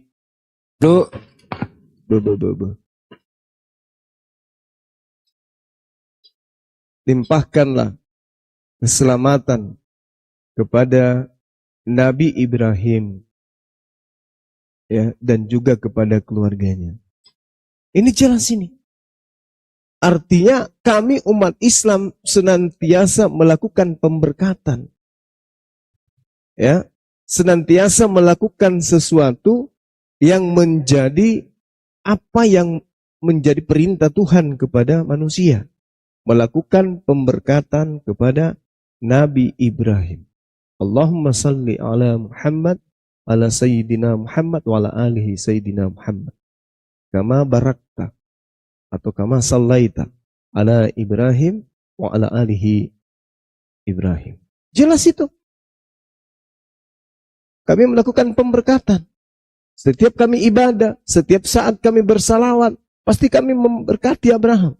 Nah sekarang kami menginginkan hal itu ada nggak di Anda? Kalau tidak ada berarti kami satu-satunya yang melakukan pemberkatan. Ya itu tadi, orang Kristen itu mempercayai.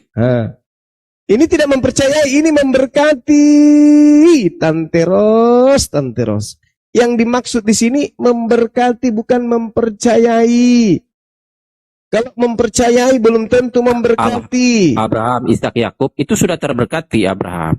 Yang Anda berkati itu adalah Tuhannya Abraham. Yang dikatakan Tuhan, aku akan memberkati siapapun yang memberkati engkau, Abraham.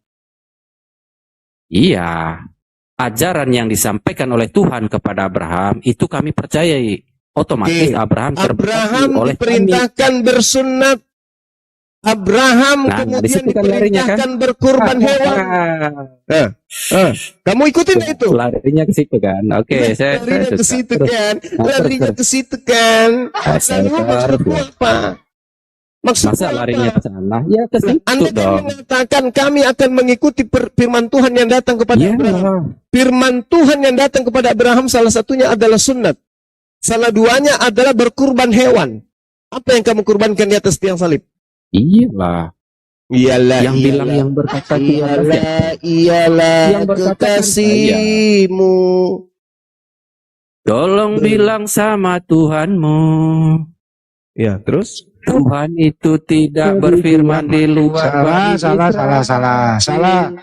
Bunuh saja orang di tiang salib, gitu.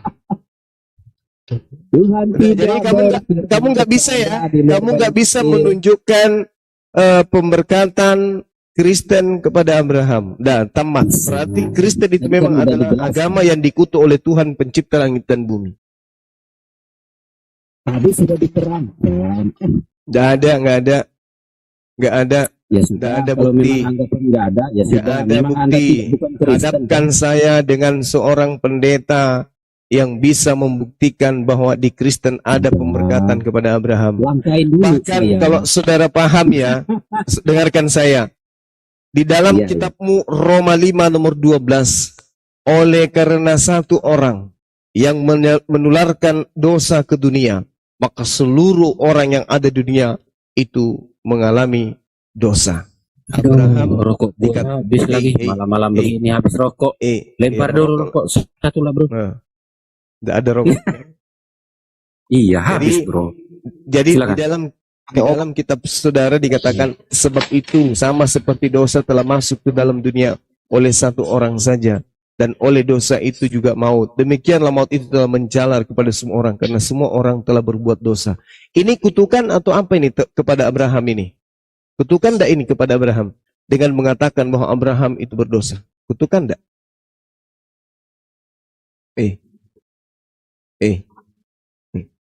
Bisa Anda tunjukkan dosanya Abraham sampai agama Anda mengatakan Abraham itu punya dosa? Roma 5 nomor 12. Sejatinya manusia memang berdosa semua. Karena Abraham telah berbuat dosa. Boleh Anda tunjukkan dosanya Abraham? Dosa Abraham tidak ditunjukkan secara spesifik oleh firman Allah itu sendiri. Namun firman Allah itu sendiri mengatakan Tetapi dikatakan oleh agamamu Abraham sudah punya dosa. Betul? firman Allah bukan agama. Agama tidak ada di melalui buku yang Anda imani sebagai firman Allah mengajarkan. Iya, bukan ajaran agama itu. Itu firman Tuhan itu. Itu firman Tuhan. Gepeng. Ini namanya gimpeulu kalau di tempat saya. Orang yang paling pertanyaan Anda itu ajaran agama. Agama apa yang diajarkan? Sebab itu sama seperti dosa telah masuk ke dalam dunia oleh satu orang saja, yaitu Adam. Dan oleh dosa itu juga maut. Demikianlah maut itu telah menjalar kepada semua orang. Karena semua orang telah berbuat dosa, termasuk Adam. Ini pemberkatan atau tuduhan? Itu bicara tentang hakikat manusia. Allah. Nah ini yang saya tanya Abraham, ini pemberkatan kepada Abraham atau termasuk Abraham, tuduhan? termasuk Salomo, bagus. termasuk siapa-siapa. Nah sekarang pertanyaannya, siapa yang mengutuk Abraham di sini? Yang mengutuk Abraham dengan mengatakan Abraham punya dosa. Dosanya Abraham sendiri, tidak bukan siapa-siapa. Jadi sudah Kalau ketahuan kan Abraham merasa diri siapa berdosa, di ya antara jelas dua otomatis agama ini yang mengutuk Abraham, apakah Islam atau Kristen? Sudah ketahuan. Di agama Kristen, Abraham dituduh berdosa. Disuruh minta tunjukkan mana dosanya Abraham, tidak bisa dia tunjukkan. Berarti sama halnya dia mengutuk Abraham. Kita minta mana pemberkatannya? Tidak ada pemberkatannya. Yang ada hanya tuduhan bahwa Adam itu memiliki dosa. Buktinya Roma 5 nomor 12.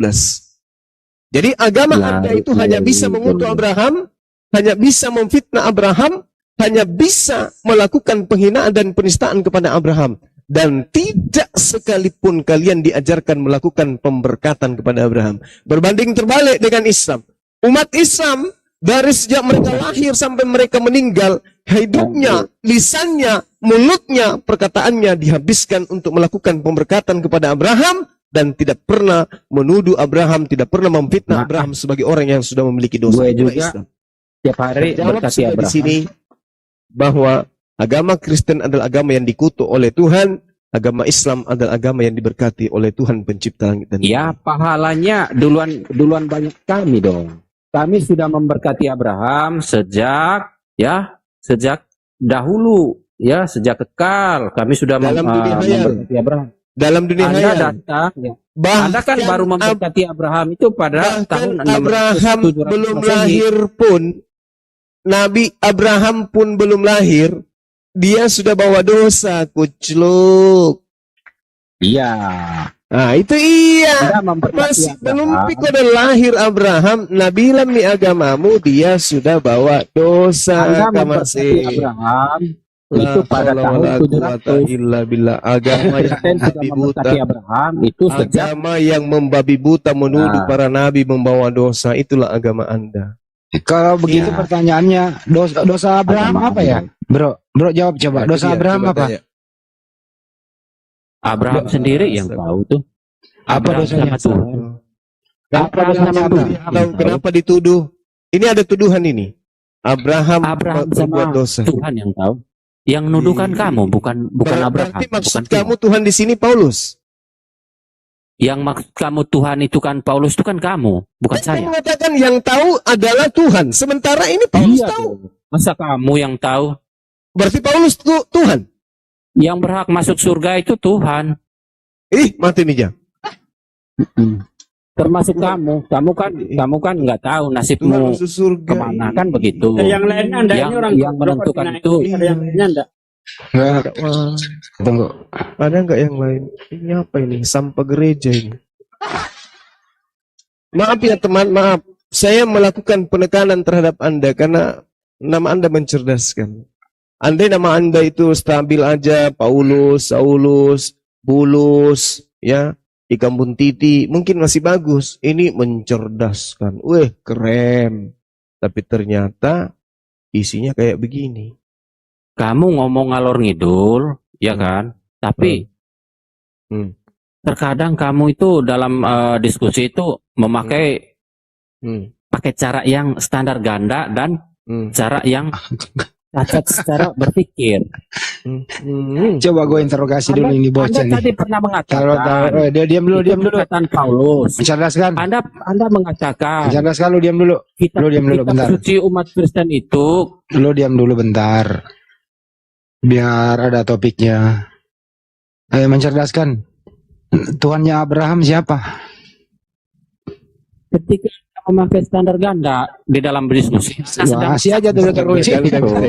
Standar ganda CD, Standar 2, standar motor, standar samping. Anda mengatakan kitab suci umat Kristen itu ajaran agama, itu kan cacat pikiran Anda. Jadi bukan agama. Buat apa diskusi kalau begini loh. Buat apa kita berdiskusi ketika Anda memandang seperti itu lagi? Anda sama saja membodohin diri Anda sendiri kan begitu. Buset dah. Cacat kan pemikiran Anda. Anda Ngomong mengatakan, apa sih, itu kan kata Paulus. Itu kata Paulus. Ya, Suara saya kalau bagus pakai nggak? standar begitu. Kecil banyak mah. Kacau. Bro mencerdaskan. Dengerin dulu ya. Abraham itu Tuhannya siapa? Abraham. Tuhannya Abraham itu Bapak sendiri. Hakikat keilahian Yesus itu sendiri. Oh, jadi Yang Tuhannya Abraham Yesus. Tuhannya Abraham Yesus atau Bapak? Hakikat keilahian Yesus yang adalah Sang Firman yang hidup. Ngaco kan? Memberi Tuhan baru kepada Abraham. Ini memberkati namanya Abraham nih. Kekal bersama Firman. Banyak, dia berikan Tuhan baru kepada Abraham. Suara Tidak saya udah Tuhan bagus kan? baru. Yang menciptakan alam semesta itu sejak kekal sampai kekal, ya. Ya. Itu adalah hakikat keilahian Logikanya Yesus bagus, yang adalah Gurunda. Sang Suaranya Firman, yang adalah normal. Bapa, yang adalah YHWH, yang adalah Elohim, yang adalah siapa lagi sebutan Adonai, nama itu atau apalah itu sebutan-sebutannya itu Tuhan tergantung kamu kepada sama Tuhan, dengerin. Tuhan kamu sama Tuhannya Abraham sama nggak? ya jelas sama. Kalau kamu cerdas jelas sama. Oke, dia. baik. Tapi Tuhan kalau kamu nggak siapa? cerdas, ya begitu. Tuhan kamu siapa? Tuhan kamu siapa? Tuhan saya itu Yesus Kristus. Oke, Tuhannya Abraham siapa? Nama Yesus Kristus. Tuhannya Abraham siapa? Ya sama, hakikat keilahian Yesus juga. Ini dia nih. Iya, kita ini saja. Apa yang ditertawain? Kita uji di sini. Berarti uji. yang minta cewek itu Yesus. Yang minta cewek ataupun minta cowok itu adalah ya pembelajaran Asal manusia. ngomong dari ini, pemirsa. Asal ngomong dia ini, pemirsa. Teman-teman, dia ini asal ngomong. Jadi dia ini kayak apa ya bilangnya? Ada tuh yang apa robot-robotan yang diputar Saya kan belakangnya. ikut ya. Habis itu dia ngomong sendiri. Ini dia nih. Jadi Ikut begitu Anda, ada suara apa yang yang kabar Anda terdeteksi, pertanyakan. maka dia akan bunyi. Terdeteksi suara dia akan bunyi. Coba. Ketika kawan Anda bertanya, Aku yang saya jawab. ada suara pasti bunyi dia. Sedikit lagi. Sedikit. Standar. Di dalam dia kitab coba bilangan nih. bentar. Di dalam kitab bilangan 31 ayat 17 sampai 40 itu kan Tuhan minta cewek 32 orang. Itu Yesus. Ahi tadi sudah dengar mau minta cewek, mau minta cowok. Itu sudah bukti orang ini cuma manusia pakai ini. Tabung gas dikasih roh. Saya Junda dia ini. Itu ngomong kan. Yang minta cewek ini Jadi kita di prank, ternyata dia nih robot yang masuk ke sini loh. Astagfirullahaladzim ya Allah ya Karim. Jadi tadi ini selama kita beberapa menit ini ngomong sama kresek bekas bungkus ikan. La haula wala quwata Itu kan illa karena billah. Anda Yang menyuruh membunuh anak-anak masih nyusu itu Yesus juga ya. Itu hakikat keilahian Yesus yang berfirman. Nah iya Yesus kan. Yesus secara fisik belum lahir. Enggak, katamu tadi Tuhannya Abraham dan Tuhanmu itu sama. Iya. Kan? Nanti kan saya kalau tidak disertai penjelasan, nanti kan Anda tambah belinger, tambah Berarti blow yang on. menyuruh membunuh anak-anak yang masih netek itu Yesus juga. Itu hakikat keilahian Yesus. Iya, Yesus juga kan. Iya, Atau Yesus yang lain, itu atau nama beda? kemanusiaan dari Sang Firman ketika Firman itu turun menjadi manusia. Biar Jadi waktu Berarti Yesus biar tidak tambah blow on, maka disertai penjelasan. blow on. Kita yang blow on dibuatnya. Jadi sebelum Yesus itu datang sebagai manusia, dia itu bengis gitu ya. Anak-anak lagi Tidak netek pun juga. dibantai gitu kan. Tidak juga. Loh, anak-anak lagi netek dibantai kok. Harus dibunuh kok. Iya, itu kan pembelajaran bagi umat manusia. Nah terus salahnya apa anak-anak masih netek dibantai, apa salahnya tuh? Itu kan bukan bersifat perintah agar supaya kita melakukannya, bukan kan? Itu hanya Bunuhlah semua Iya. anak-anak. Iya, itu sebagai pembelajaran atas manusia. Firman Allah itu melingkupi semua kejadian, semua apa yang terjadi. Itu berdasarkan firman Allah. Ketika Supaya firman Allah manusia itu bengis. Supaya manusia bengis kayak Tuhan bunuh anak-anak gitu maksudnya. Pelajaran gitu. tidak, makanya itu yang mau saya tekankan kepada Anda, ya. Di dalam iman kekristenan, di dalam firman Allah itu tidak ada sifat perintah bunuhlah atau nanti di kemudian hari. Malu dia mengakui. Coba Tidak. dibaca 1 Samuel 3:15. Malu, yang malu itu Anda, bukan saya. Loh. Bentar, 1 Samuel 15. Sudah aku bilang Ya. ini tabung gas yang dikasih roh ini. Anda Ini. itu cuman Ini bisanya perintah nih. bukan nih. Ini perintah bukan nih, saya bacakan nih. Perintah bukan nih. Jadi pergilah sekarang, kalahkanlah orang Amalek, tumpaslah segala yang ada di padanya, dan janganlah ada belas kasihan kepadanya. Bunuhlah. Semua laki-laki maupun perempuan, kanak-kanak maupun anak-anak yang masih menyusu, lembu maupun domba, unta maupun keledai. Ini nggak perintah. Kan Yang saya sudah menjelaskan bahwasannya firman Allah itu pada saat itu kasih pembelajaran kepada umat manusia. Oh, pembelajarannya supaya Pada saat itu pembelajaran Tuhan atas supaya kehidupan manusia itu manusia. bersifat bengis kayak Tuhan gitu. Lah itu kan Anda mengambil kesimpulan yang bersifat bagaimana ya? Ini Yang bersifat perintah, apa maksudnya perintah Iya, ini? perintah Supaya ditiru Aduh. manusia gitu. ini. Supaya Oke, manusia saya meniru turutin. bahwa Tuhan Iya, itu terus. membunuh anak-anak sehingga manusia pun boleh membunuh anak-anak yang masih menyusu gitu kan? Iya kan? Tapi perintah itu bukan bersifat perintah untuk sampai relevan sampai sekarang, bukan. Itu Mana? konteksnya di situ. Anda dengar dulu lah. Itu konteksnya di situ ketika firman Allah itu kasih pembelajaran atas manusia. Begitu loh. Nah makanya itu tadi saya katakan sebelum Yesus datang sebagai manusia dia bengis ya kan? Dibilang bengis tidak lah. Loh, orang anak-anak masih menyusu disuruh dibantai kok gak bengis? Wah, tidak bengis. Kristen. Dengar ya kawan-kawan, ternyata di ajaran lemah lembut Kristen begitu kok dibilang membunuh bengis. anak-anak yang masih menyusu itu bukanlah bengis ya? Bukan lah. Nah, betul. berarti kalau ada anak neta-neta dibunuh itu nggak apa-apa, itu nggak bengis. Ya nggak itu apa-apa yang Anda itu. salah, makanya Ini saya tekankan di ajaran situ. Kristen yang sebenarnya kawan-kawan. Lanjut lagi cuma. Nah, Ini mau dilawan Justru- sama halnya kita kita lawan sapi dikasih konde ini ya. Justru Ini ilmunya nggak pemikiran seperti itu yang dihilangkan karena dia tidak mengerti firman Allah apa itu maksudnya. Makanya Anda jadi Kristen biar tahu Anda. Karena Jadi untuk kalau menjadi ada- Kristen itu tidak mudah. Coba dengarkan. Ya, Kalau ada tidak perintah mudah. membunuh, dengar. Kalau ada perintah membunuh, bunuhlah. Itu maksudnya apa? Itu saya kan makhluk, saya kan ciptaannya. Itu saya kalau salah. kalau ada perintahnya Tuhanmu, bunuhlah. Yang Maksudnya apa itu? menciptakan itu kan Tuhan. Tuh, coba. Tergantung dia cara Coba, menyampaikan coba. firman-Nya itu yang bagaimana. Kalau ada perintah dari Tuhan, bunuhlah. Apa yang kamu lakukan? Ketika saya ada pada zaman itu, tentu firman Allah itu berlaku kan? Bunuhlah Apa yang Anda pasti lakukan? bunuh. Nah, beringas kan tuh? Menurut saya tidak, karena saya tahu apa tujuan Tuhan di situ. Oh, berarti kalau Tuhan yang memerintahkan untuk membunuh boleh. Akan tetapi Anda bertanya itu tidak relevan ketika diterapkan zaman sekarang. Saya Tapi tidak tanya konteksnya waktu zaman firman sekarang. Allah. Saya tidak disampaikan tanya pada- zaman sekarang atau zaman kapan. Saya tanya, apakah kalau Tuhan yang memerintahkan membunuh boleh? Kalau di dalam konteks ayat yang Anda maksud Anda baca tadi, ya tentu boleh. Sudah tertera di situ, sudah tertulis. Oke. Kalau tidak ada perintahnya apa bunuh, masalah Anda? misalnya gini. Misalnya begini, tidak ada perintah membunuh. Perintah membunuh. Dengar dulu. Kalau tidak ada perintah Tuhan untuk membunuh Abraham, terus orang membunuh Abraham, berdosa atau tidak?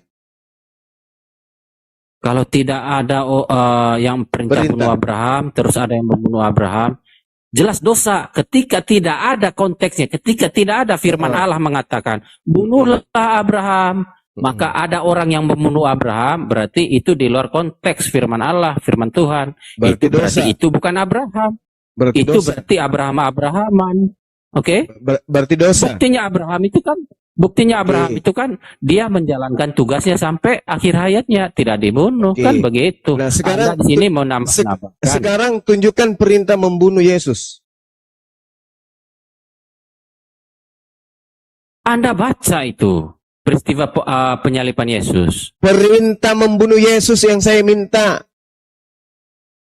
Oke, ya. Yang pertama-tama yang Anda maksud itu perintah. Ya, saya menjelaskan kepada Anda sama seperti anak manusia tidak untuk dilayani melainkan untuk melayani dan untuk Saya memberikan minta nyawanya. perintah membunuh Yesus itu mana? Ini kamu punya telinga untuk mendengar ya, melainkan untuk memberikan nyawanya menjadi tebusan bagi banyak orang. Memberikan Ya, makanya nyawanya, Yesus itu memberikan nyawanya nyawanya diberikan. atau dibunuh. Astaga, memberikan nyawanya jelas dibunuh lah, koplak. Mana